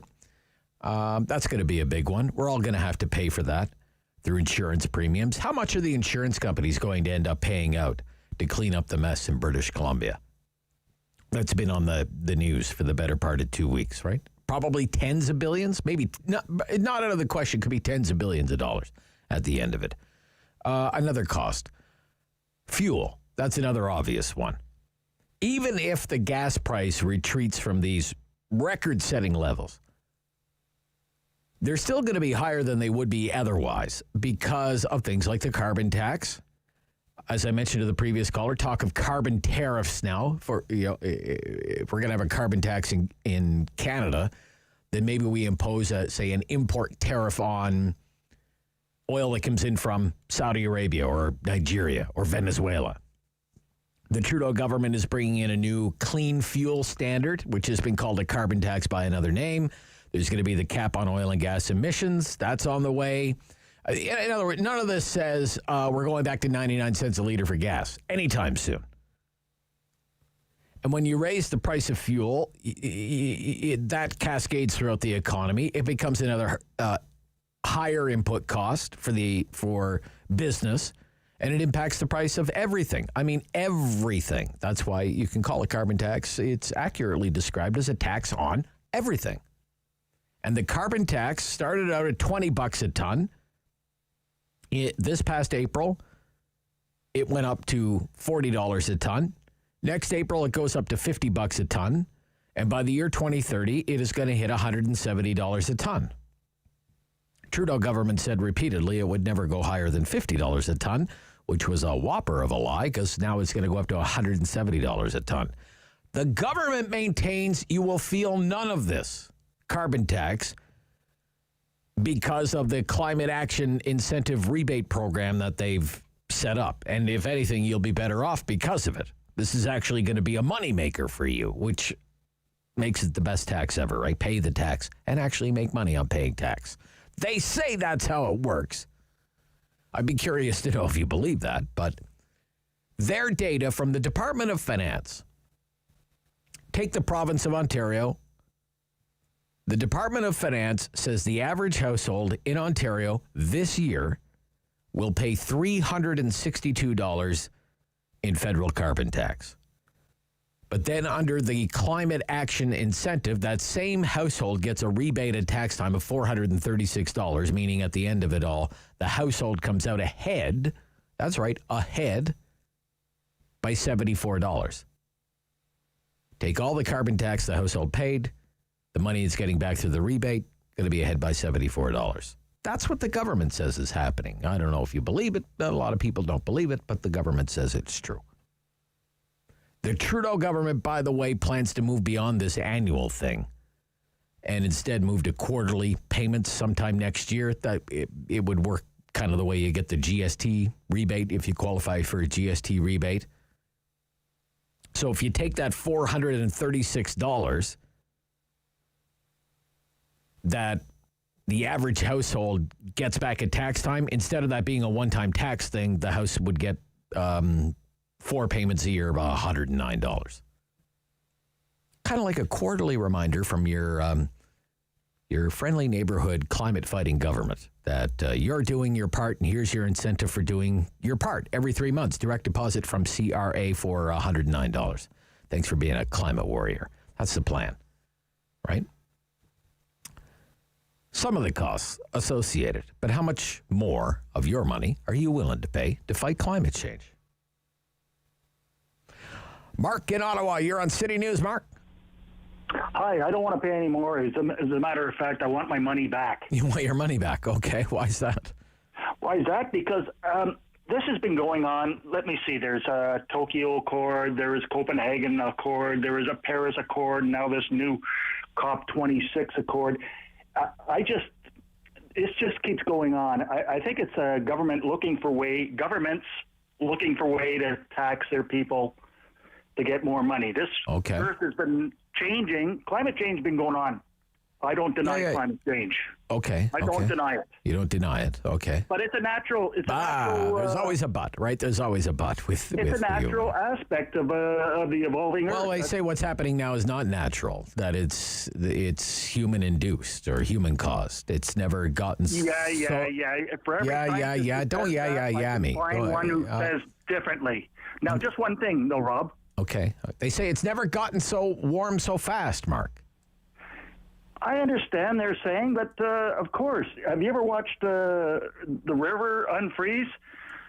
It's slow, and then all of a sudden, bang, it's gone. Mm-hmm. And that's just the way it goes. But anyway, just one more thing. If they're going to spend some money, why don't they clean up the plastic in the oceans and stuff like this and get these guys, these kids that were collecting this COVID money on their parents' couches, and they can do the manual labor and pick up plastic and stuff like that. Gotcha. Make work projects. Climate make work projects. I'm actually, it's not a bad idea. $2,000 a month to 15-year-olds. Don't get me started on that. Mike in Ottawa. Mike, you're on City News. Good morning, Rob. Morning, Mike. How much more, Mike, of your money, how much can I put you down for? Mike, how much more? Not one red cent. Not one red cent. No. Yeah. No, I think we need less taxes, less government. Yeah. As far as climate change, I'm not 100% convinced on that one, Rob. The people in our society are looking at 1 and 2 quarters out. Everything is what's happening in the next quarter. Take a look at the long-term trends. I'm talking 100 years and more. And I just don't, I don't buy it yet. I think that if we give money to governments now, we know Trudeau's going to misspend it. I think that we should defund climate change. Defund climate change. All right, Mike. That's not going to happen anytime soon. You know that, Mike. You know that, okay? I wherever I turn, I see higher costs everywhere. I like the switch to renewable energy. We're told that the cost of renewable energy, wind, solar, it's plummeted, right? It's competitive now. It's cheaper than the traditional fuel sources now. If that's the case, and I'm skeptical that that's the case, we're not going to be seeing those lower costs in Ontario anytime soon because the previous Liberal government signed us up for a whole bunch of 30-year contracts for wind and solar power at enormously inflated prices, like 80 cents a kilowatt hour for solar power, more than 20 cents a kilowatt hour for wind power, when hydropower and nuclear power, clean power, could be produced for a fraction of that cost. And the people of Ontario are on the hook for those contracts for decades to come. And then I look at the price tag for more resilient infrastructure. There's going to be a lot of talk about that, given the situation in British Columbia and Newfoundland. Dikes and dams and berms and sewer and water infrastructure and electricity infrastructure, transportation infrastructure, it's all going to have to be built to some new standard to reflect the new realities of a warmer world. Infrastructure that is built to withstand a once in a 100-year storm or a once in a 1,000-year event. You have to think that's going to be more expensive. Public transit, right? We're spending big bucks on public transit to try and get people out of the vehicles and onto light rail vehicles. There's one line in Toronto, the Canada line in Toronto, $28 billion. In 2020 dollars, David. Okay? Who knows what that is going to cost by the time it's all said and done? Electric vehicle charging stations, government rebates for electric cars. I mean, the list goes on and on and on. And I bet you there are many, many more costs that I haven't even thought of. If a warming world is going to be a more expensive world, you're going to be asked to foot the bill. You're going to be asked to foot the bill. How much can I put you down for? How much more? Anything more? Anything more? The most popular answer that Canadians give pollsters is no, nothing more. Irene, in Ottawa. You keep saying that how much we're going to be asked how much more we're going to be willing to pay, but we're going to be told. We're not going to be asked. Told. Okay. Well, yeah, you're going to be told. Right? Yeah. And I don't want to give a dime. Yeah, there's told, T-O-L-D, and there's told, T-O-L-E-D, told and told. Yeah. We're not going to be asked. We're going to be told, and there's not going to be, we have no say in it. And, like when Trudeau says budgets balance themselves, well, Rob, you and I know if we went over our budget, the bank doesn't give us any money. But in Trudeau's world, he's got the Bank of Canada. Yeah. The thing that gets me about this is he's going on about the climate change and all that, and I was listening to what you were saying about women are all for it. Women are more in favor of spending more money to fight climate change than men are. Yeah, but then again, this is the government that wants to give them $10 a day daycare, and half of the federal government isn't even at work, and the trains aren't even working in Ottawa. And then these hydro projects in Newfoundland, the federal government is going to give them $6 billion to bail them out. Yes. Where is the money coming from? Well, where do you think it's coming from, Irene? He's going to get the bank. He's going to put us further and further in debt. Yeah, well, it's going to be expensive. Okay. All right, Irene. So nothing from you. I can't put you down for anything. Nothing for me. My gosh, Irene. All right. Pretty? We'll talk soon. Okay, thank you. Boy, oh boy. You're a tough sell this morning, tough crowd this morning. Diane in Stittsville. What about you, Diane? How much can I put you down for? Okay, Rob, zero. Zero. The other day, Jeffrey Johnson was on your program. Yes, he was. And he said... Kingston Wig Standard, yes. Yep. He was sending money to the Red Cross. Yes, he was. And, as soon as he said that, within a short time, I called Samaritan Purse and donated money to them. Good for you. I'm the crazy lady in Stittsville who believes in the Bible.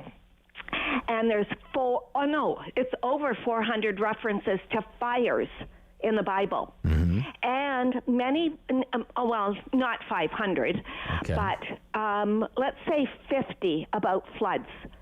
So here's the crazy lady in Stittsville.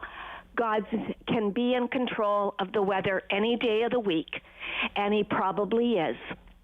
Okay. That's all I'm going to say. Fair enough, Diane. It's in God's hands. Okay. Yes. All right. Okay, Thank you. thanks. Thank you. 10:45, Rob Snow Show. This is City News. The Rob Snow Show. Brought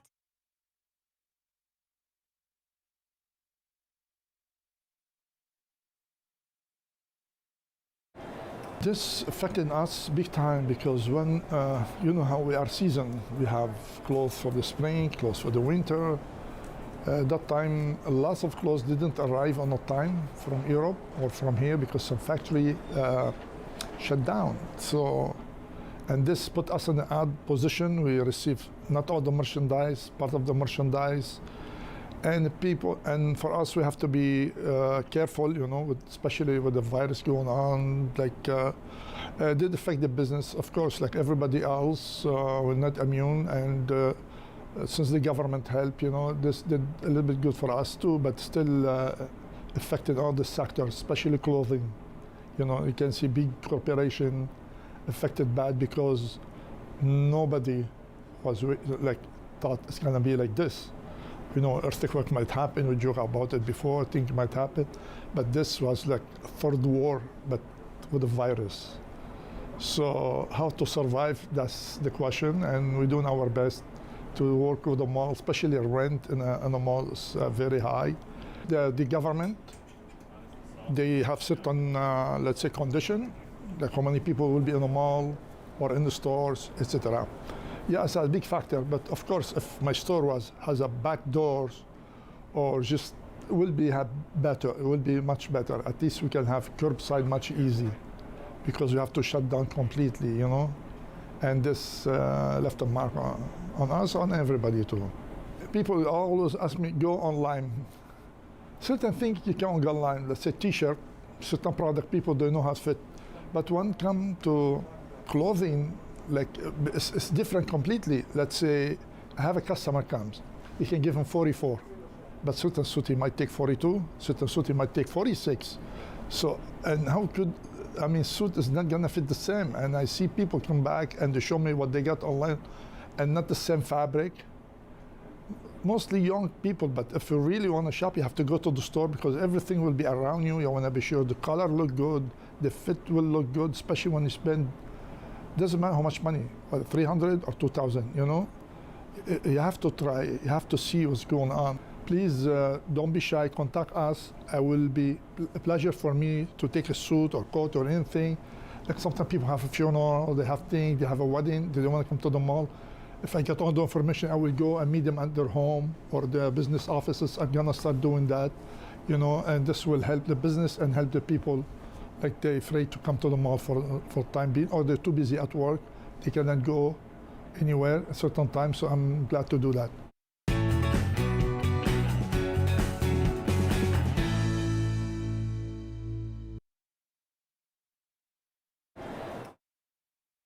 Rob Snow Show continues. How much more are you willing to pay to fight climate change? Not a lot of takers on this in terms of, you know, a willingness to pay more.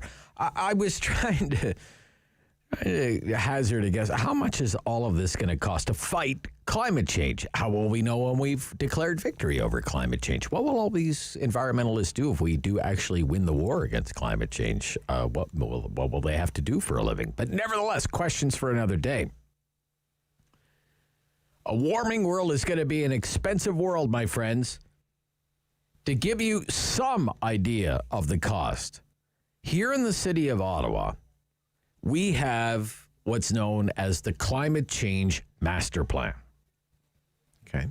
And according to that Climate Change Master Plan, the cost just here in the city of Ottawa to mitigate, to adapt to climate change, to reduce greenhouse gas emissions, just in the city of Ottawa, is going to be, this is the city's number from its Climate Change Master Plan. Are you ready for this number? $57 billion. Right? 57. I remember reading this report thinking, this report is ridiculous. That the city of Ottawa, $57 billion. The whole city budget is $4 billion. $57 billion? What a crazy number. But that, according to your city staff, at great expense came up with this report, approved by your city council. Hey, are we all in favor of spending $57 billion? Yeah, sure. Go ahead. Yeah. That's to get to net zero in the city of Ottawa by the year 2050. $57 billion. Oh, is that all? That's things like more renewable energy, electrifying the transit system, retrofitting the city's real estate portfolio, all of it. If it emits carbon, it's going to cost more. I know, it's so ridiculous. $57 billion, the price tag in one mid-sized Canadian city. Can you imagine what the price tag must be nationwide? It must be trillions and trillions of dollars. And who do you think is going to pay for that? How much more are you willing to pay to fight climate change? $57 billion more? Ed in Ottawa. Ed, good morning, Ed. Good morning. I'm calling just to mention to you, and I don't want to pay any more either, but I'm going to give you some numbers here. Okay. On my natural gas bill. It was an $80 gas bill. Okay. And I paid $10.65 carbon tax on that $80. Wow. Now, I'm terrified because what's going to happen is that's at $35 a ton. So it's going up in 2022 to $50 a ton. $50 a ton, yes. Yep. And then it's going up again and again and again. So by the time... To 100 by 2030, it'll be at 170. By 2030, so if I'm paying almost $11 now on an $80 bill, what am I going to be paying when it's $170 a ton? Like I think seniors that are on fixed incomes are going to have to move into a tent. Okay. Gosh, I hope not, Ed. Well, how could they afford that if they have a fixed income? Sure. Good point, Ed. Yeah. Their pensions don't go up that much. That's right. Yeah. Good point, Ed. Yeah. Anything else? So, I don't know. I just wish people would wake up. Wake up. Okay. And, $600 million for an election that we didn't need. Yeah. All right, Ed. Thank you, Ed. Thank you. I don't want to get too much off track this topic here. Keith, Shawville. Good morning, Keith. The Pontiac. Go ahead. Absolutely no. Absolutely no. Nothing. I want to refer you to a book called Unsettled. It's by Stephen Coonan. All right. He's director at New York University. He's MIT graduate. He even served under Obama. Okay. And he's just claiming his book is the science isn't all that definite that some of the people are making out. Okay. And the book's called Unsettled. I think that would open up a few eyes, but it's ridiculous the amount of money we're spending on this. It's crazy. Okay. All right, Keith. Thank you. Thank you for your call, sir. Yep. Vince in Nepean. Vince, good morning. You're on City News. How much can I put you down for in the fight against climate change? Actually, I want a rebate. You want a rebate? You're getting a rebate already through the Climate Action Incentive, Vince. Haven't you been paying attention? No. I'm not. Rob, government flim-flam. Remember the GST? We're supposed to get a GST rebate? Yeah, some people still get a GST rebate. Some people, but everybody pays it. But only some people get it. That's right. Yeah, it's good. It's a low. It's kind of a low income thing, right? Yeah. The problem is the people who are going to pay the most taxes will eventually get nothing back. Well, that's the same way with the Climate Action Incentive. It works by income. Buy the most goods. Yeah. I mean, Vince. So it's the same with carbon. Vince. It's the same with the gasoline and so on. The more gasoline you use, the less likely you're going to get enough money back. Yeah. It's the same as the GST. The government does this flim-flam on us, revenue neutral and rebates. We don't get it. Not everybody gets it. If everybody got it, not too many people. The only people who aren't getting any money out of this, they say, the Climate Action Incentive are the rich people. Vince, are you going to shed a tear for the rich people? Oh, not bloody likely. Vince, listen to me. I'm not rich and I'm paying and I'm not going to get anything back. I know I'm not going to. Come on, Somehow Vince. the flim-flam is going to work against us one way or another. They promise this, they promise that, so we accept it. And then once it's in motion, well, they make all kinds of rule changes. All right, Vince, you call me all the time. The government says when you add up, Vince, all the carbon tax you pay for a year, you add up the rebate that you're going to get, you actually, Vince and Nepean, come out ahead at the end of the year by $74. Oh, really? That's what the government says. Maybe I should keep all the receipts. Okay. You don't believe it? No, of course not. No, I don't believe it. Okay. All right. Thank you, Vince. Thank you. Joe in Franktown. Joe. Yes. How Morning, you doing, Joe. Rob? I'm good, Joe. How much more are you willing to pay to fight climate change, Joe? Like everyone else, zero. Zero. Why is that, Joe? Why is that? The planet needs your help, Joe. Yes, it does. It does, but the little bit that I can do isn't going to help, and every Canadian's not going to help. And I live out in Franktown. Yes. I heat with propane, and then I drive into Ottawa for work. So I got a fairly big carbon footprint. But as far as this carbon tax goes, I think 2022, I'm going to save all of my receipts to see how much carbon tax I actually paid and see how much money I actually got back, because I'm sure I'm getting ripped off. Yeah, and of course, there's no real way to calculate how much more you're paying on other items that aren't really fossil fuel related and yet are higher because of a higher carbon tax, right, Joe? Like, yeah, exactly. The cost to, grow tomatoes in a greenhouse and ship them to a grocery store or whatever the case might be. Right? You can't calculate. You're not going to see that on a receipt from Loblaws, for example, Joe. No, that would actually be nice to see. Maybe they could have a bit of representation for their taxes. Yeah. But this idea that you're going to spend this much in carbon tax and then get this rebate at tax time, and at the end of the year you come out like $75 a head, you're not buying into that, Joe. No, I don't really agree with it, because how much money do you have to spend to do the accounting to come up with these calculations? I don't know. Okay, Joe, thank you. What do we have? 90 seconds? All right, 90 seconds for Ian in Brockville. Ian, you're on City News. Good morning, Rob. Put some proof in your pudding. Let's go landfills and wind turbines. Just off the top of my head in 90 seconds here, okay? People like David Suzuki have been doing this for years and years and years, and they can pretty simply figure this out, okay? Government, I don't know why you guys can't just stick to one timetable. You guys keep jumping around. We've all known for a long, long time there's stuff going on. But if there's stuff going on as a guy who spent a year and a half working in a landfill, there are way bigger things that you guys need to be focusing on than put tax in my fuel, Rob, it would scare you. It would give you nightmares to know what happens with your waste. Let's go to wind turbines. A, for what they are, they don't do jack diddly squat. And B, can you please find me somebody who's found a way to recycle them? Because as of currently, much like a landfill, we just bury it. So to conclude, Rob, I will pay, and I will pay for one thing only, and that's if I have to pay some more tax to fuel my classic cars. I guess I got to do what I got to do. Have a good day today. Bye-bye. Thank you. That was a pretty good take. That's it for the Talkback Hour. That was a fun topic today. Thank you very much. Too bad I couldn't raise any money for the planet during that hour. Yeah, you did your best. Yeah, I feel like I've done my part. There you go. Greta would be proud. Doug Porter is the chief economist at the Bank of Montreal. He's right after the 11 o'clock news here on City News.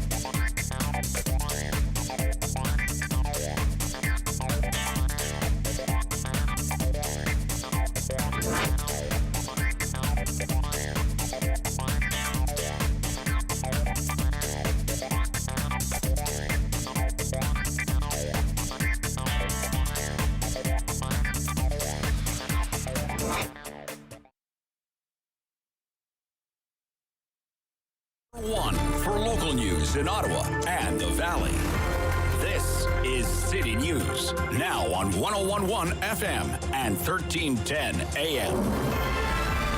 It's Thursday, November 25th. Good morning. I'm Andrew Boyle. Freezing rain warning ended for Ottawa. Still in effect, though, on the Quebec side. And right now in Ottawa, 2 degrees. Smiths Falls, 3. Here's what's making news in Ottawa and the Valley. It's another spike in COVID cases today in Ontario. This could be due to the number of tests that were completed, but 748 new cases found today from almost 34,000 tests. Now, 4 more people have also died from the virus. The province says Ottawa had another 45 cases, with 13 more in Eastern Ontario and 7 more in both Leeds, Grenville, Lanark and Renfrew. The positive rate from all these tests done, though, is 2.6%.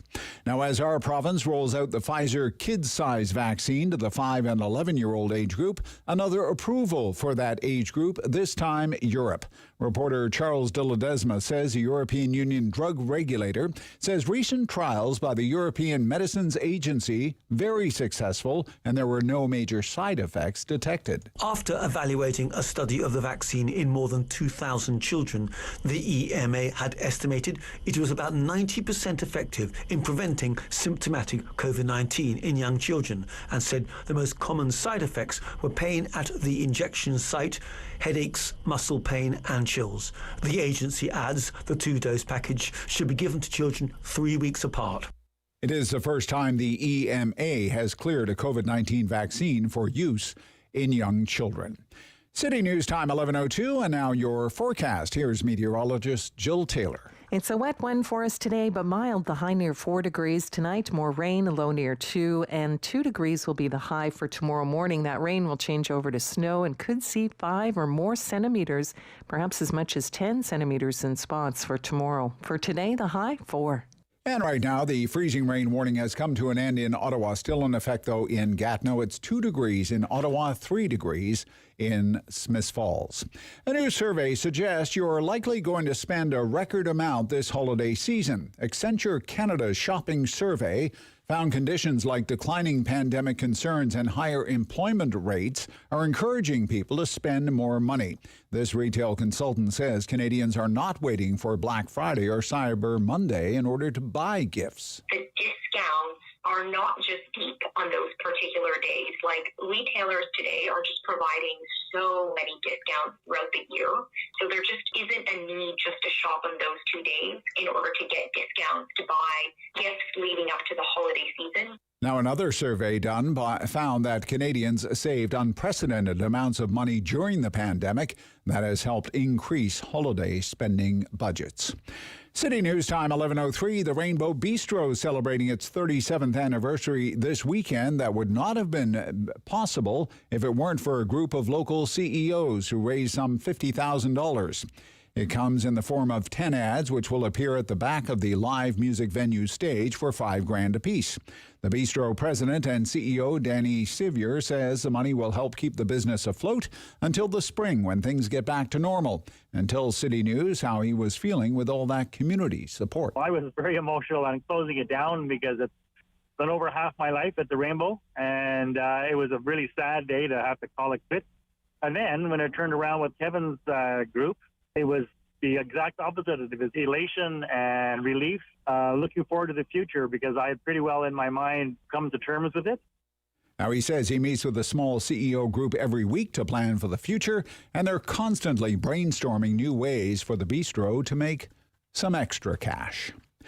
I'm Andrew Boyle for News Anytime. Follow up online at ottawa.citynews.ca. He's the opinionated Ottawa icon.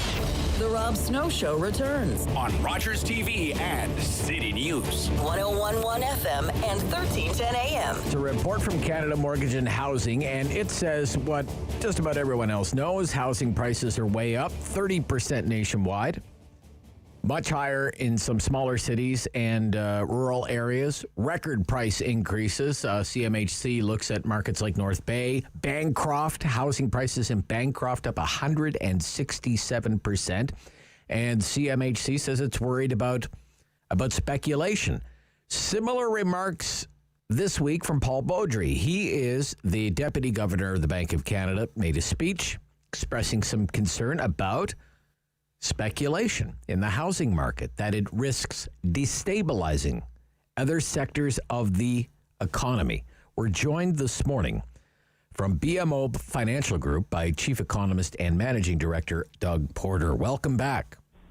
Good morning. What influence is speculation having on the housing market, Doug?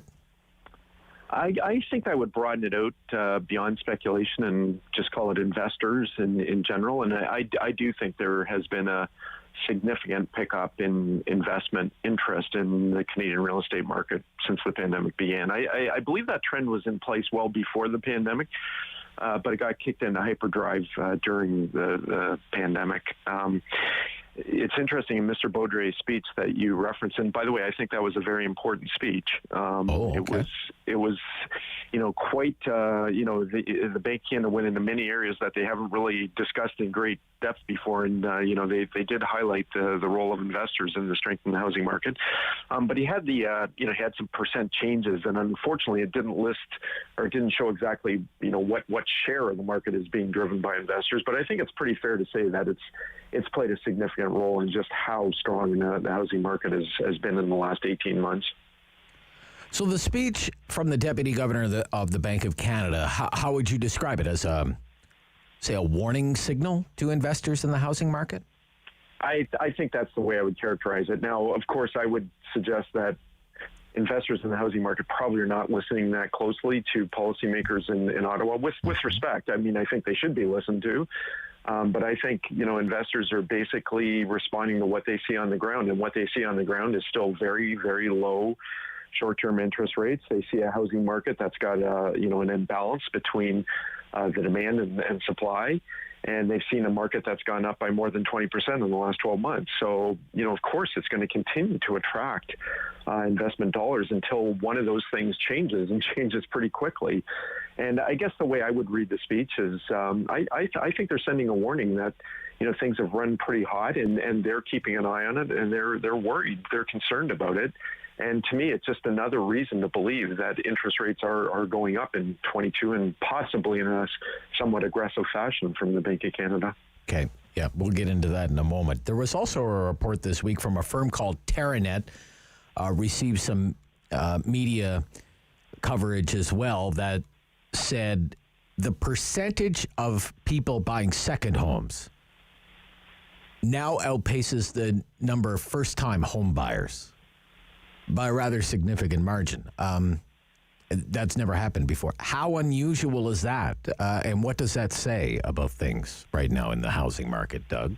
Yeah, and I think that just reinforces the overriding point that investors are almost controlling the market to some extent now. Now, you could look at it as something more than just someone who's speculating or investing. It could also be people buying a vacation home, or perhaps a property that that they're buying for a student in their house, in their household, who's maybe going to another city. So there's lots of different reasons beyond just pure speculation or as an investment vehicle. But I suspect the lion's share of that is exactly playing into that broader point. But we're not setting ourselves up for kind of a Canadian version of 2008, 2009 in the United States, where a housing bubble fueled by speculation and dubious lending practices brings the economy to its knees. You don't think that, Doug, do you? Right? No, I do not. We're not there, right? No, I do not. No, that's not to say that we can't have a correction in the housing market, but I think it would look very different, and it would have a very different impact on what happened in the U.S. I think it's important to point out that lending standards are still, very, very strong in this country. We have, of course, the stress test, which means anyone who's qualified for an insured mortgage, can basically tolerate, well, even uninsured mortgages now can tolerate, upwards of a 2 percentage point increase in interest rates. I'm not going to say they're going to comfortably tolerate it, but they would be able to handle it. So I seriously doubt that we would ever see anything close to what happened in the U.S. But having said that, we've had such a terrific run that at least a partial correction, especially in some of the markets that have run the hottest, and you mentioned a few of them at the outset, surely, even a 10 or 20% decline in some of those scalding hot markets is not unreasonable to believe when interest rates start backing up next year. Yeah, not good for people who are purchasing homes at the top, but might actually make some properties more affordable for people who are suffering from the affordability crisis across the country right now. But just getting back to, say, the differences between, say, Canada 2021 and its housing market in 08-09 in the United States. I mean, we don't have the same kind of subprime lending practices or near banks or the credit worthiness of people who are having mortgages. It's much more disciplined in Canada, right, Doug? Yeah, absolutely. Yeah. What we saw in the States was, and when you look back on it, the rise in prices wasn't that out of the ordinary in the U.S. In fact, the prices have run up more during this episode than they did back in 2002, 2005, 2006. It was simply who was getting those mortgages, who was buying. Very, very weak hands, frankly. Yeah. A lot of folks who really should not have ever been in the housing market were in the housing market. Sometimes in multiple units. And it was simply unsustainable. We're not seeing the same sort of froth or bad lending practices such as we saw in the U.S. Right. I guess one of the things that I've been wondering is if this is housing market activity through 2020 and 2021, where you've had this incredible appreciation, with very little immigration because of the pandemic, when immigration levels return to normal in Canada, and it's, the number is 300,000 people or 400,000 people, wouldn't that give even more support to the housing market? Doug Porter, what is your thinking on that? Yeah, there's no question about it, and it's one of the reasons why I wouldn't be outright bearish on the housing market over the next couple of years, especially in the larger centers, where the population does tend to grow the fastest. We do tend to see immigration to the biggest cities. It's starting to broaden out a little bit more across the country, but there's no question there's still a slant to population growth being the fastest in places like GTA. So those are the areas that I think would actually they have a pretty fundamental source of support. Some have suggested that, what's happened in the last 2 years, proves in some way that, immigration or population growth is not the main driver or a big driver of home prices. But of course, we had so many unique aspects at play in the last couple of years that I don't really think it proves anything other than low interest rates are massively positive for the real estate market. But yes, absolutely. That's one of the reasons why I would not be overly negative on the housing market looking forward, because we are going back to, quote, normal on immigration levels.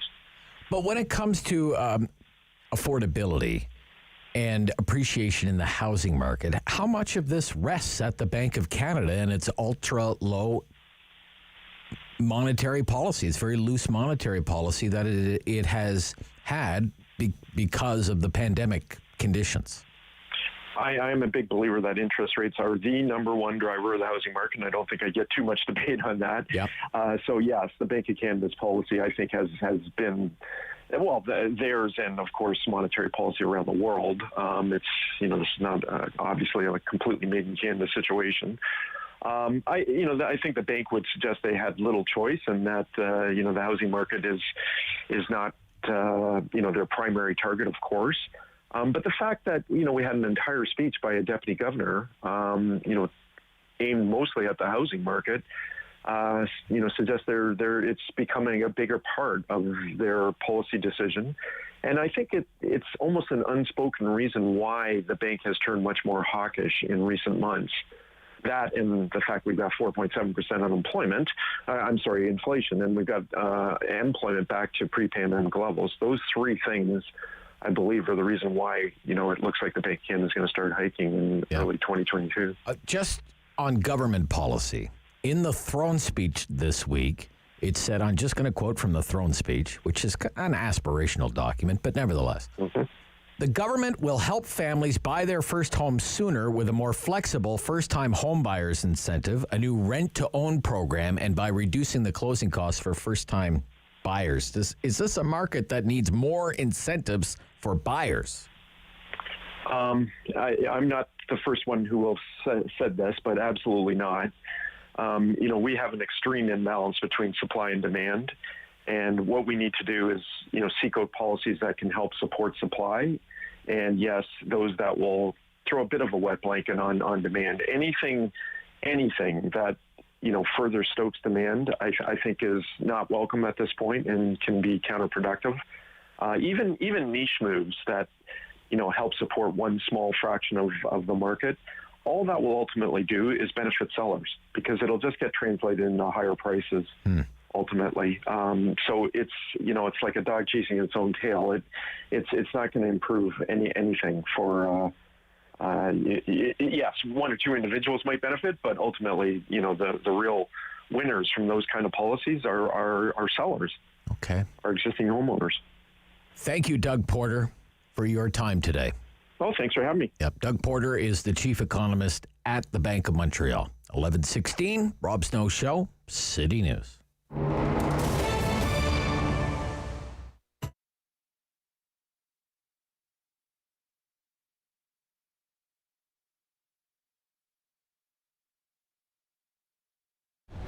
An old-fashioned traditional grocery store. You're going to find a butcher, okay? You want a steak cut a certain way, you're going to get it. There's flour piled in the warehouse. There's mixers on the floor. There's flour on the floor. The bakery's rented out to Frank Nicolo. It's him and his son come in at night. They mix the dough, they roll the dough, and they bake the dough. It's not the traditional frozen and thaw and put it in the bin, okay? It's made from scratch 7 days a week. It's probably the only bakery left in Ottawa that does that. Then customer service. We're big on that. The cashiers, the deli. You're not. If you ask for something, they're not going to point. It's an aisle number 7. They're going to bring you there. Okay. If you have too much groceries out, we'll take it out to your car. You know what I mean? There's nothing we don't do for our customers, and we evolved around our customers. They would come in and say, can you try getting me this? Can you get me this? So that's how we built the lineup we have now. Okay. So we have a lot of unique items that someone that came over to live in Canada hasn't seen this particular product, but we sourced it and we have it for them that like something they used to have as a kid. We have a lot of those unique items, a lot, from like all over the world, and we source it through distributors in Montreal and Toronto that bring in the product in bulk, and we piggyback off of them. Probably the largest European deli in Ottawa. We sell lots because people buy lots. It's nothing really complicated about that. We turn over a lot of product. We package it properly. We buy, and we're always consistent. You're always going to find, Cutty turkey breast, Saint Daniel mortadella. You're always going to get the same brands. We don't flip back and forth to save 20 cents. It's always the same brands, the last 29 years. Best sandwiches in town. It's simple. It starts off with fresh bread every day baked in the store. Anything that's left over goes to breadcrumbs. So you're getting a fresh bun every day that was baked probably 4 hours before you get here, okay? Not only baked, made, mix the flour, roll the dough, proof the bread, and bake the bread, okay? Then all the ingredients come right off the shelves. Your lettuce, your tomatoes, all your condiments, and they're cut up fresh in the deli. Not like the big, corporate restaurant chains that your lettuce comes in shredded in a bag, you open it up and you throw it in the bin. Takes, 2 or 3 days to get here from California. How long is it in the bag? The big difference is like making a sandwich at home and you don't have to do the work. It's really what the trick is, and using the freshest ingredients possible. And 1310 AM.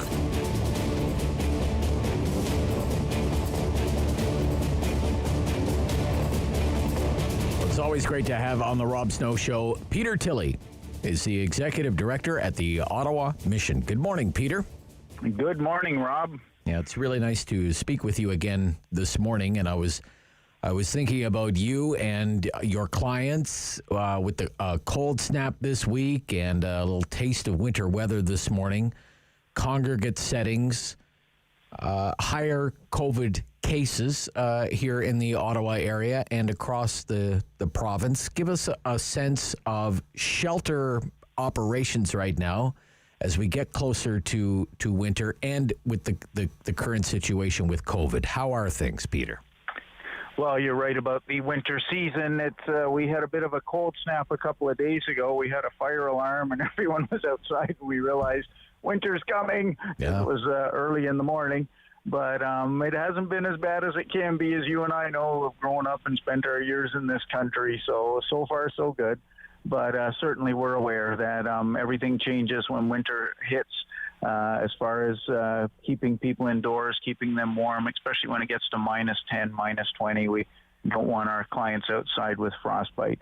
And then there's that added challenge of this thing called COVID-19, which, we're trying to respect physical distancing, trying to remember that we want people indoors out of the cold. But, fortunately last year we had respite centers where people could go and be warm and physical distance and then come back to the shelter at night.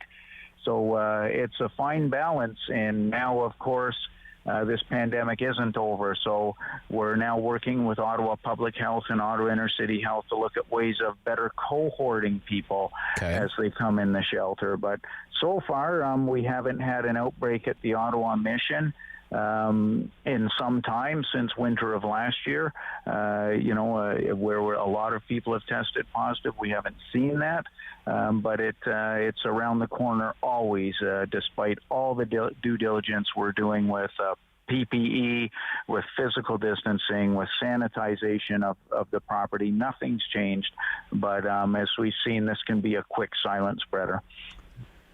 How does it work with vaccinations when it comes to clients of a shelter like the Mission?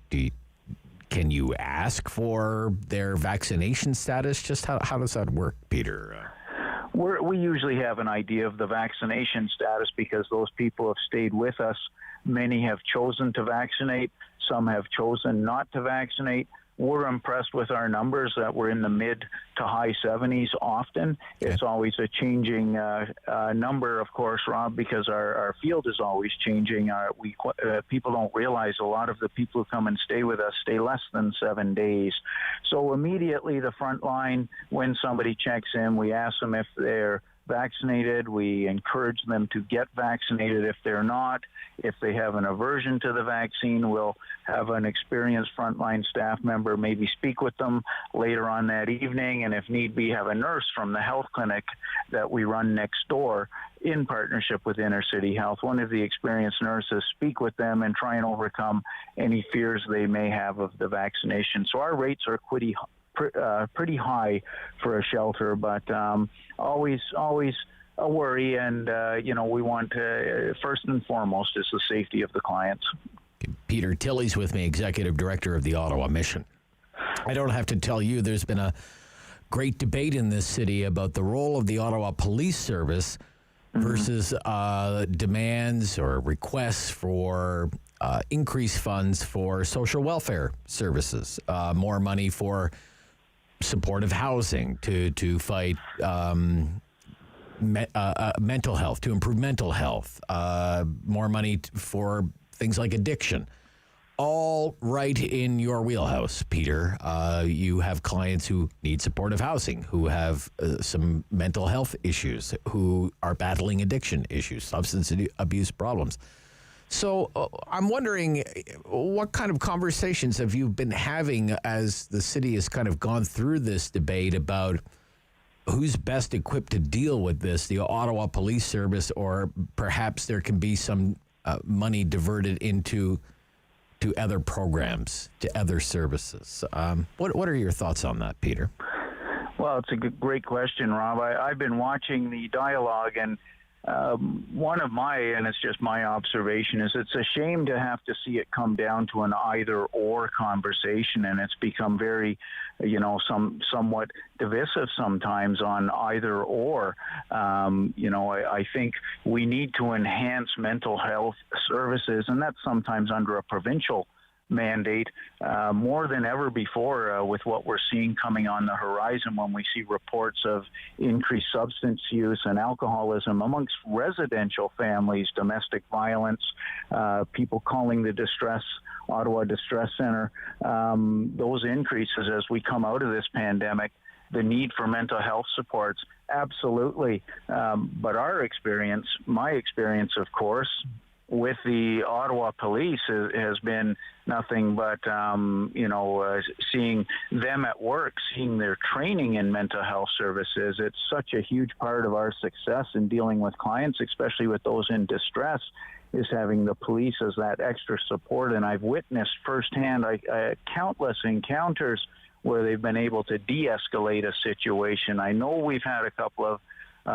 very high-profile situations that have happened where, unfortunately, things didn't go well, and people have pointed the finger at the training of the Ottawa Police. But we've only seen ourselves cases where their training is evident, that they're well-equipped often to deal with escalating mental health situations, and I imagine it's the same when they're out in the community. So if there are when there's talk of the cutting or keeping the police budget at a level, I hope it's not going to lessen the supports out in the community. I'd hate to see patrols reduced when we're going to need them more than ever before. And certainly we at the shelters need the support of the Ottawa Police, and they're so well equipped and well trained to deal with our clientele. Again, kudos to their supports that they provide in this community. So it's a shame the dialogue's gotten to an either or, Rob. Okay.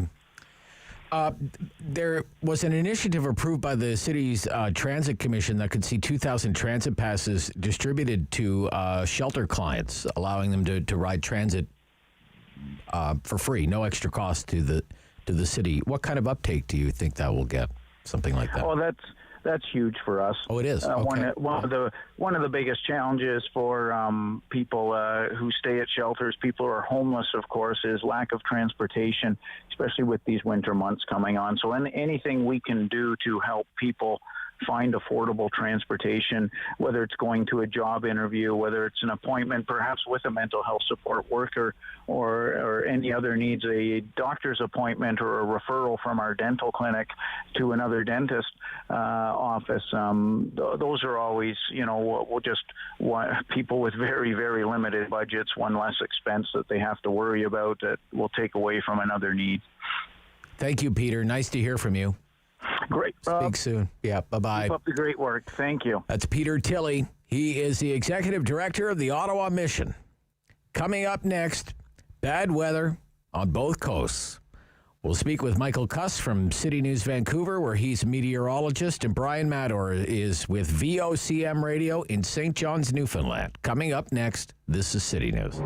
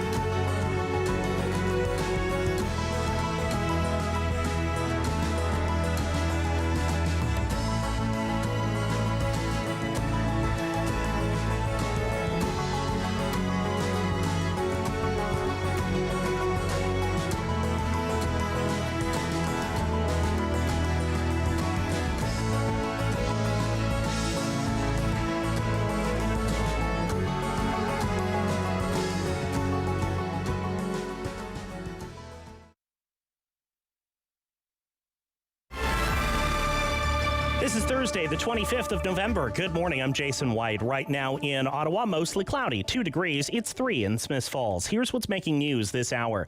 An Ottawa City Councillor thinks the mayor owes people an apology. Jim Watson said that members of the public he has spoken with, not people who hold rallies outside City Hall or block roadways, want more police presence in their neighborhoods. Somerset Ward's Catherine McKenney said it is highly offensive to insinuate that the residents who've been protesting the police budget do not represent the public.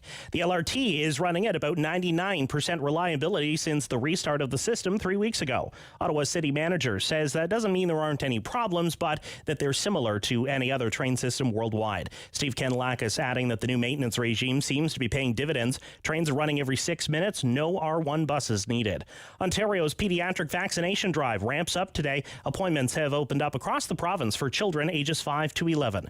The province has said vaccinating kids in this age group will represent a turning point in the pandemic. A brief road closure near Parliament Hill this morning. That was because of a suspicious package. The closure happened around 6:30 this morning. The package was deemed not to be a threat to the public. Looks like the freezing rain may be over now, but some periods of light rain this afternoon going up to a high near 4. Tonight, the rain could mix with snow. An overnight low near 2 degrees. And then tomorrow, our meteorologist Jill Taylor calls for wet snow beginning in the morning. Could be up to 10 centimeters. City News Time, 11:32. I'm Jason White. For news anytime, follow up online at ottawa.citynews.ca. The world is changing. So keep up with Rob. The Rob Snow Show returns on Rogers TV and City News, 101.1 FM and 1310 AM. And still ahead for us, Brian Mador is going to join us. He is a host with VOCM, a legendary radio station in St. John's, Newfoundland. We're going to talk about the fallout from the East Coast storm. The biggest problem right now facing Newfoundland and Labrador is the port at Port aux Basques. Most of the supplies that go to Newfoundland and Labrador arrive by ship, and the port is at Port aux Basques, and there has been a lot of damage to the road through Port aux Basques, the highway through Port aux Basques. So that is what you call a major supply chain disruption. So we're going to get the very latest on that as well. And boy, it's November 25th. So just 1 month to go until Christmas Day. So we'll take a look at the Christmas shopping season and get some feedback as well on what the Minister of Finance in the Trudeau government had to say yesterday, Chrystia Freeland, outlining an extension of supports for hard-hit businesses, unveiling further details about the Canada Recovery Hiring Benefit. That's being extended until May of next year.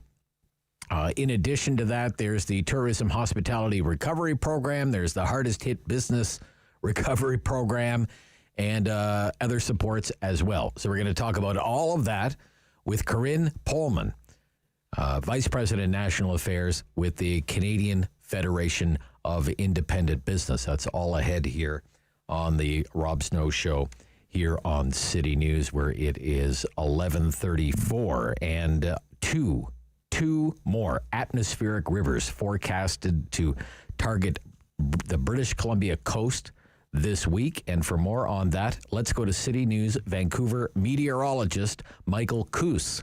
Good morning. Hey, good morning to you, Rob. How are you doing? I'm okay. How are you guys doing? We're doing well. We're tracking another one of these masses of precipitation. Now, this isn't unusual that we see 40 to 80 millimeters of rain in a 24-hour stretch, but it's just the frequency. You get the big one from 2 weekends ago, the 13th really through the 15th. That was more than double what we would normally see from a swath of rain, where that river stayed punching that precipitation all the way up from the Hawaiian Islands into the south coast of BC for 3 straight days. So we saw rainfall totals on the low end of 120 millimeters and over 250 out in the Fraser Valley and up into the canyon, the Coquihalla, and that's why there's so many landslides, rock slides for that part of the area. Okay, so 2 atmospheric rivers. So give us the timeline of these back-to-back storms, Michael. Yeah, so we have one in the area right now, and this is sort of looking like a 40 to 80 millimeter event for the coast, for the south coast, and then a bit of a break tomorrow, another one right on its heels, though, on Saturday. That could be a lot like today's, where it's sort of a one-day event where we're looking at least 50, 60 millimeters in there around the area. And then we see another pause heading into the early part of next week. Monday night into Tuesday, that could be another blast, but potentially not as strong as even the one today and the one on Saturday. So into next week, we're not out of the wet weather woods, but we might get a bit of a break from the persistent heavy rain that we have seen, well, we're seeing today and we will see again on Saturday. I was reading this morning that when you take a look back at the last 7 days, that there are some areas of British Columbia, West Coast, Vancouver Island, across higher terrain, the total amount of precipitation could be as much as, over the last 7 days, 400 millimeters of rain. Here's the amazing thing. Even for, YVR, the airport, we have almost 217 millimeters of rain for the month, and we only have a couple of days where it didn't rain. It rained every day from the 1st of November to the 15th of November with that bullseye, the 13th to the 15th. And we have had a little bit of a break over the last handful of days across the South Coast, but, we're talking about in excess of 300, maybe 350 millimeter month, and that's on the coast. Some areas are 400 plus, like you mentioned. Normally for the month, we're in that range of 150 to 200 millimeters. So a lot of spots for southern BC, we could see double the amount of precipitation we normally get in November. And just very quickly, because I know you're tight on time, just at night, what are the temperatures like at night now this time of year?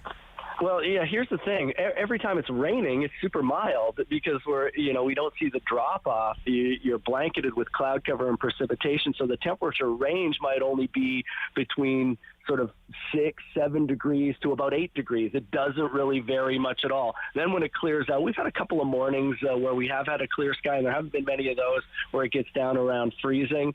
We're not talking about like what you're seeing in the Ottawa Valley where you get freezing rain and then a couple of centimeters of snow and then it warms back up and you're back into the rain. The variability just isn't there on the South Coast this time of year. Although we can get into that cool pocket of air, it doesn't happen as frequently as what you get across central Canada. Thank you, Michael, for the update. Good luck to everybody. Yeah, thank you. Bye-bye. Michael Coos is a meteorologist with City News in Vancouver. So Vancouver, let's go to St. John's, Newfoundland now. And VOCM Radio host Brian Mador joins me this morning here on City News. And good morning to you. Good morning. Well, I guess it's just good afternoon in Newfoundland and Labrador right now, right? The hour and a half later, it is just after 1 o'clock here, yeah. So tell us about the hardest hit areas. What has been happening in hard hit Newfoundland and Labrador over the last 24, 36 hours, Brian? Well, the interesting thing about Newfoundland is that just one highway right across. So our link is the maritime link with Cape Breton. That's the ferry across the Gulf of St. Lawrence. A lot of our goods come in through there via the Gulf ferries, what we call them. So into Port aux Basques is the town. And then just outside Port aux Basques, that's where we have 4 major washouts on the Trans-Canada Highway. Again, that's our only road across the whole island. You can't get across the island any other way than via the Trans-Canada. That has been severed in 4 locations, big time severed. I'm talking like gorges right through in 4 separate areas. So that whole area called the Southwest Coast, that would be the part of the island closest to Cape Breton, closest to Nova Scotia or mainland Canada, if you will. That whole area is isolated, several thousand people right now. They got like 165 millimeters of rain over about a 36-hour period, 136 of that over a 24-hour period, even higher amounts as you get up into the mountains. Yeah. Now, I'm from North Sydney, Nova Scotia, which is the other port on the other side, of course. Originally, you go North Sydney to Port aux Basques. So there is another route, but it doesn't normally operate this time of year, that would go to Argentia. It's a much longer trip. It's about 16 hours or so. What sort of alternative does that present, Brian? What are you hearing from Marine Atlantic? And that's exactly what they're going to do. Good point. They announced this morning that that is the contingency plan, because my guess is we're going to be at least a week, probably 2 weeks, before that Trans-Canada is restored. They may be able to put in some kind of an alternate route, a gravel road or something like that, but it's going to be a long time. So in order to maintain the supply chain, Marine Atlantic will divert the ferries to, as you call, Argentia. Now, the difference is, say, if you land in Port aux Basques, that's about a 6-hour crossing from North Sydney. Then you have about a 10-hour drive to the population hub, St. John's, the Avalon Peninsula. If you go the Argentia route, as you mentioned, 16 hours, once you land there, then you only have about a 2-hour drive to St. John's, the Avalon Peninsula, the major population where most of those goods would be headed. So they're going to do that starting this evening around supper time. They will leave North Sydney and come into the port that's closest to St. John's. That would only operate in the summertime and would be mainly just for passengers, but for now it's going to operate as the supply chain for commercial customers. Okay. So in addition to the damage to the major thoroughfare, what other damage has been caused by this storm, Brian? We did have some local roads, bridges, where they're still assessing all of that damage. They don't really have a handle on it. Original forecast called for 200 to 300, possibly 350 millimeters of rain. We didn't get that.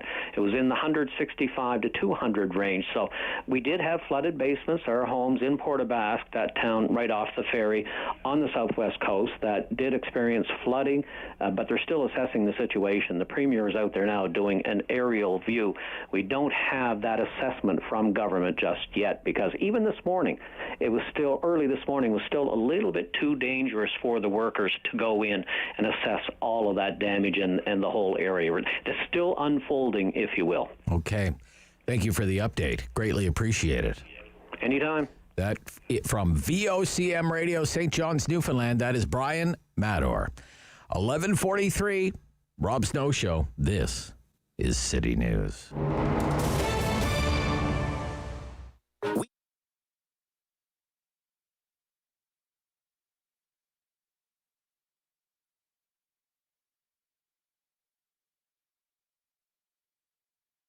Opening a business especially in a pandemic, in that kind of situation, is very challenging. First, people don't know me, people don't know my product. To build a new clientele, to build a trust for them, to show them that I care about it.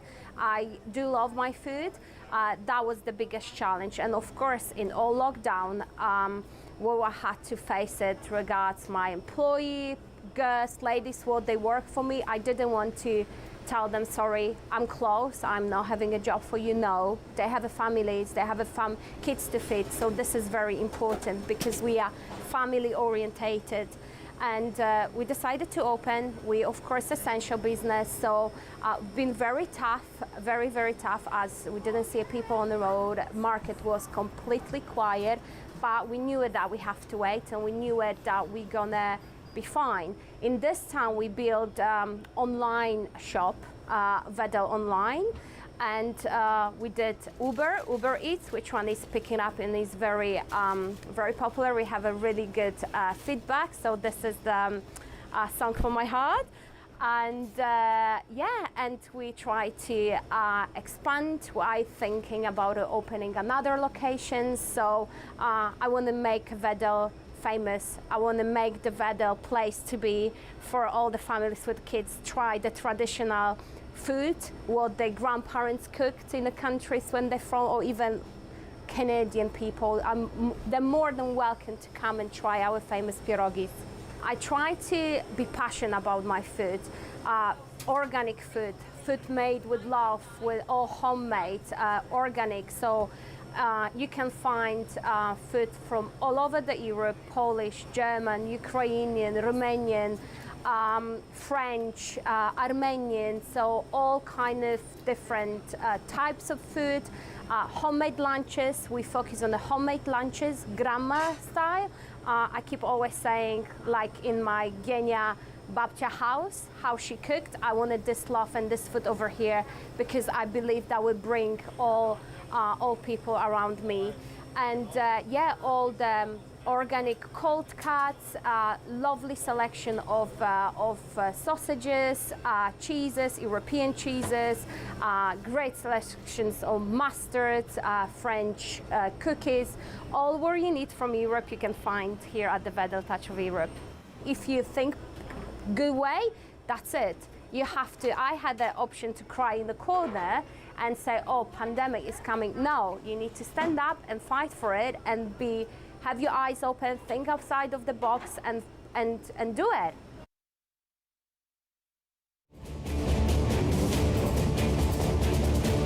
Corinne Pullman is Vice President, National Affairs, Canadian Federation of Independent Business. We're going to talk about the Christmas shopping season and what was outlined yesterday by the Federal Finance Minister, Chrystia Freeland, ongoing supports for hard-hit businesses. Good morning. Hey. It's nice to hear from you. How would you describe business conditions right now, a month to go until Santa's big day? Yeah, I mean, they continue to be not as, I think, optimistic as we would hope they would be. We're still seeing, many businesses are now fully open.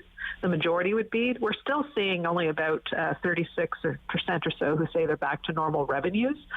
So that's still quite concerning, and there's lots of reasons behind that, and it has to do a lot with the fact that we still have certain restrictions in place, the introduction of the vaccine passport, the competition with online and large retailers. Those are all different things that I think are also having an impact. And then you layer on top of that a shortage of labor, as well as continuing supply chain challenges, and unfortunately, it's still kind of tough times for many of these small businesses. Challenging. It sounds very challenging right now. It is. It is very challenging. Yeah. And when it comes to the supply chain issues, is that sort of broad based across all business sectors that you're hearing from when you speak with your members? Yeah, pretty much. It's obviously more so in sectors like retail and wholesale, for example, that obviously deal a lot more in products movement. Okay. But a lot of them are facing manufacturing as well, and the goods aren't getting where they need to go, or they're not getting their inputs into those goods. So it's definitely having an impact everywhere. And I mean, we all hear about it. When we go to our favorite retailer where we want to order things from, they often say you may have to order early for that very reason. So it's definitely having an impact. I would say among the most significant issues facing businesses right now, that would be in the top three. Yeah. For sure. I heard it described as it's kind of, when it comes to the supply chain, it's kind of like whack-a-mole. Like one problem gets resolved and another one pops right up. Yeah. I mean, look at what's happening in British Columbia. It's just a very unfortunate chain of events that we've seen in British Columbia this past week, but they're also a major port for the rest of the country, right? Yeah. If things can't get through the ports in BC, that's just another sort of a challenge that businesses are going to be facing as they go into this very important season for many of them, right? So there is, the ongoing supply chain issues. You layer on top an unfortunate natural disaster that is, a significant impact for the whole country, and it does add to the issues they face. Okay. It looks as though I was interviewing Jagmeet Singh this morning. He's quite optimistic that the government is going to move on 10 paid sick days before the Christmas break for Parliament, which is coming up in just a couple of weeks here. What is the CFIB's opinion on this sick day proposal? Yeah, it's a tough one for small businesses to absorb. It's again, as I said, supply chain issues were in the top three. The number one issue our members are telling us right now is don't increase the cost of doing business. Because of all these challenges they're already facing, they can't really take on even more cost to the business. And for many small businesses, this is an additional cost that they'll have to absorb, right? They're already dealing with pretty dramatic labor shortages. It's very difficult to find people if you're now required to provide, people time off if they say that they are sick, and it's hard to necessarily always prove that. It can be a real challenge for many of them. I will say that most small businesses do provide paid sick days off. They often do it, depending on the circumstances and what's going on. but they would, prefer to be able to control that. And I think that's where the challenges are going to come in. Okay. So with labor shortages, say from a public policy point of view, what could be done at this point to help alleviate labor shortages?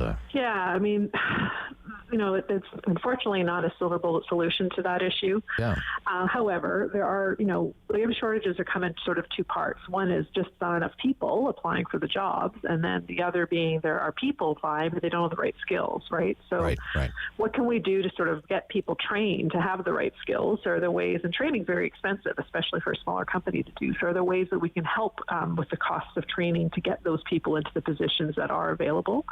That would be one. The second, of course, is immigration remains a very important part of our labor pool going forward. And in 2020 and 2021 was challenging because borders were closed, and so we didn't bring in as many people as we normally would. We did convert a lot of people to Canadian citizens, but they were people already in Canada working in temporary foreign worker jobs or students. So, we need to sort of get that rebuilt. We need to sort of open up the temporary foreign worker program again a little bit more in order to allow access for many businesses are really struggling right now, even if it's only on a temporary basis, that we open it up a bit more broadly just to fill some of those positions right now. Those are some of the ideas we're trying to sort of put forward. Interesting. Okay. So there's a new bill, Bill C2, business supports that would extend it to 2022. Some details revealed yesterday by the Minister of Finance, Chrystia Freeland. Canada Recovery Hiring Program, CHRP, to be extended until May 7th, 2022, available to employers with a more than 10% loss in current revenue. What are your thoughts on that? Well, we really like this program. We think it's one that it's actually been around since June of 2021, but has not been heavily used so far, partly because you have to actually grow the number of employees. You have to hire someone. Yeah. Exactly. Yeah. And people could only get that or the wage subsidy. So most were still getting the wage subsidy because they were still in sort of that place. Right. But we think going forward it's going to get much more heavily used. And, I think that it allows people to increase their payroll and maybe get a little bit of help in doing so to help pay for things like training, like I just talked about, right? So that we do like the program, and we think there's hopefully going to be a lot more uptake in the months ahead. So what kind of costs would that cover? You mentioned training, but what other costs are associated? When a business owner hires an employee, what costs are associated with that for the owner? Well, there's quite a few costs. The biggest of which, of course, is the payroll taxes you have to pay, right? Payroll tax, okay. Yeah, you have to pay EI, you have to pay Canada Pension Plan premiums, you have to pay, here in Ontario, an employer health tax as well. All these are extra costs on top, of course, the salary that you're going to be providing to that employee. And in fact, CPP, Canada Pension Plan premiums, are going up again January 1st. So that's another issue of more costs going up on businesses and making it even more challenging to hire. So those are definitely some pieces of what that can help cover. I'm sorry to interrupt. No. Under this program, then, how much of those costs is the government going to cover? Well, the program, from what I understand, just covers the incremental increase you have in your payroll. Yeah, since I think it's end of March of 2021. So any people you've brought on, or if you've increased the number of hours people work, or you've even increased their salary, for example, since March, the incremental increase since then, you get 50% of a subsidy for that, up to a maximum amount, of course. But so it can be very helpful for certain businesses that have been hiring quite a bit since March. Okay. So in addition to that program, there's the Tourism and Hospitality Recovery Program. There have been so many of these. My gosh, it's hard to keep it. THRP. Correct. There is the Hardest Hit Business Recovery Program, HHBRP, and Local Lockdown Program, LLP. That's the easiest one. Okay. And they're all still ongoing, which I'm sure meets with your approval. They are, but they have really narrowed the scope now. For example, up until the end of October, any business that had a revenue loss of greater than 10% was able to access some wage or rent subsidy. There was no restrictions by sector, and you only had to have at least a 10% revenue loss. These new programs, they've put the bar much higher. So for the tourism and hospitality one, you have to have a 40% revenue loss minimum in order to access it, and you have to be in sort of a designated group of industries to get the subsidy for rent or wages. Whereas the hardest hit sector one, actually you have to have a 50% revenue loss in order to access that particular program. So the bar is far higher, and we really worry about those businesses that are sitting at 25, 30, or 35% revenue losses right now. They're going to get nothing. So they're really going to be on their own. And if you're a small company and your profit margins are maybe 3-5% and you're losing 25, 30, 35% every day because your customers still haven't come back to the same degree, that you're going to be out of luck. And so we're quite concerned about what's going to happen to that group that is not going to necessarily be able to access these programs. So you would like them enhanced then? Is that right? Fair enough? We would like to see those barriers lowered a little more. Maybe lowered. So the eligibility criteria, like maybe starting at 10%, which the Canada Hiring Recovery Program is at, it's a 10% revenue loss to access it. Why can't they all be at 10%? And if that's too low, then maybe 20 or 25%. But we find the barrier at 50% revenue loss, if you're not in the tourism and hospitality sector, very, very hard. In fact, we've done some research, and only about 1 in 5 businesses that need help still are going to be able to qualify for these programs. Okay. Thank you for your time this morning. No worries. Thank you. That is Corinne Pullman, Vice President, National Affairs with the Canadian Federation of Independent Business. And that is our time for the Rob Snow Show this morning. But the news never ends. We have a full newscast at noon, and then Sam LaPrade to take you through part of your afternoon with the Sam LaPrade Show. I'm back tomorrow with the Friday Free-for-All. Join me starting at 9 o'clock. This is City News. The Rob Snow Show. Tune in weekdays starting at 9 on Rogers TV and City News, 101.1 FM and 1310 AM. Number 1 for local news in Ottawa and the Valley. Hey, it's me.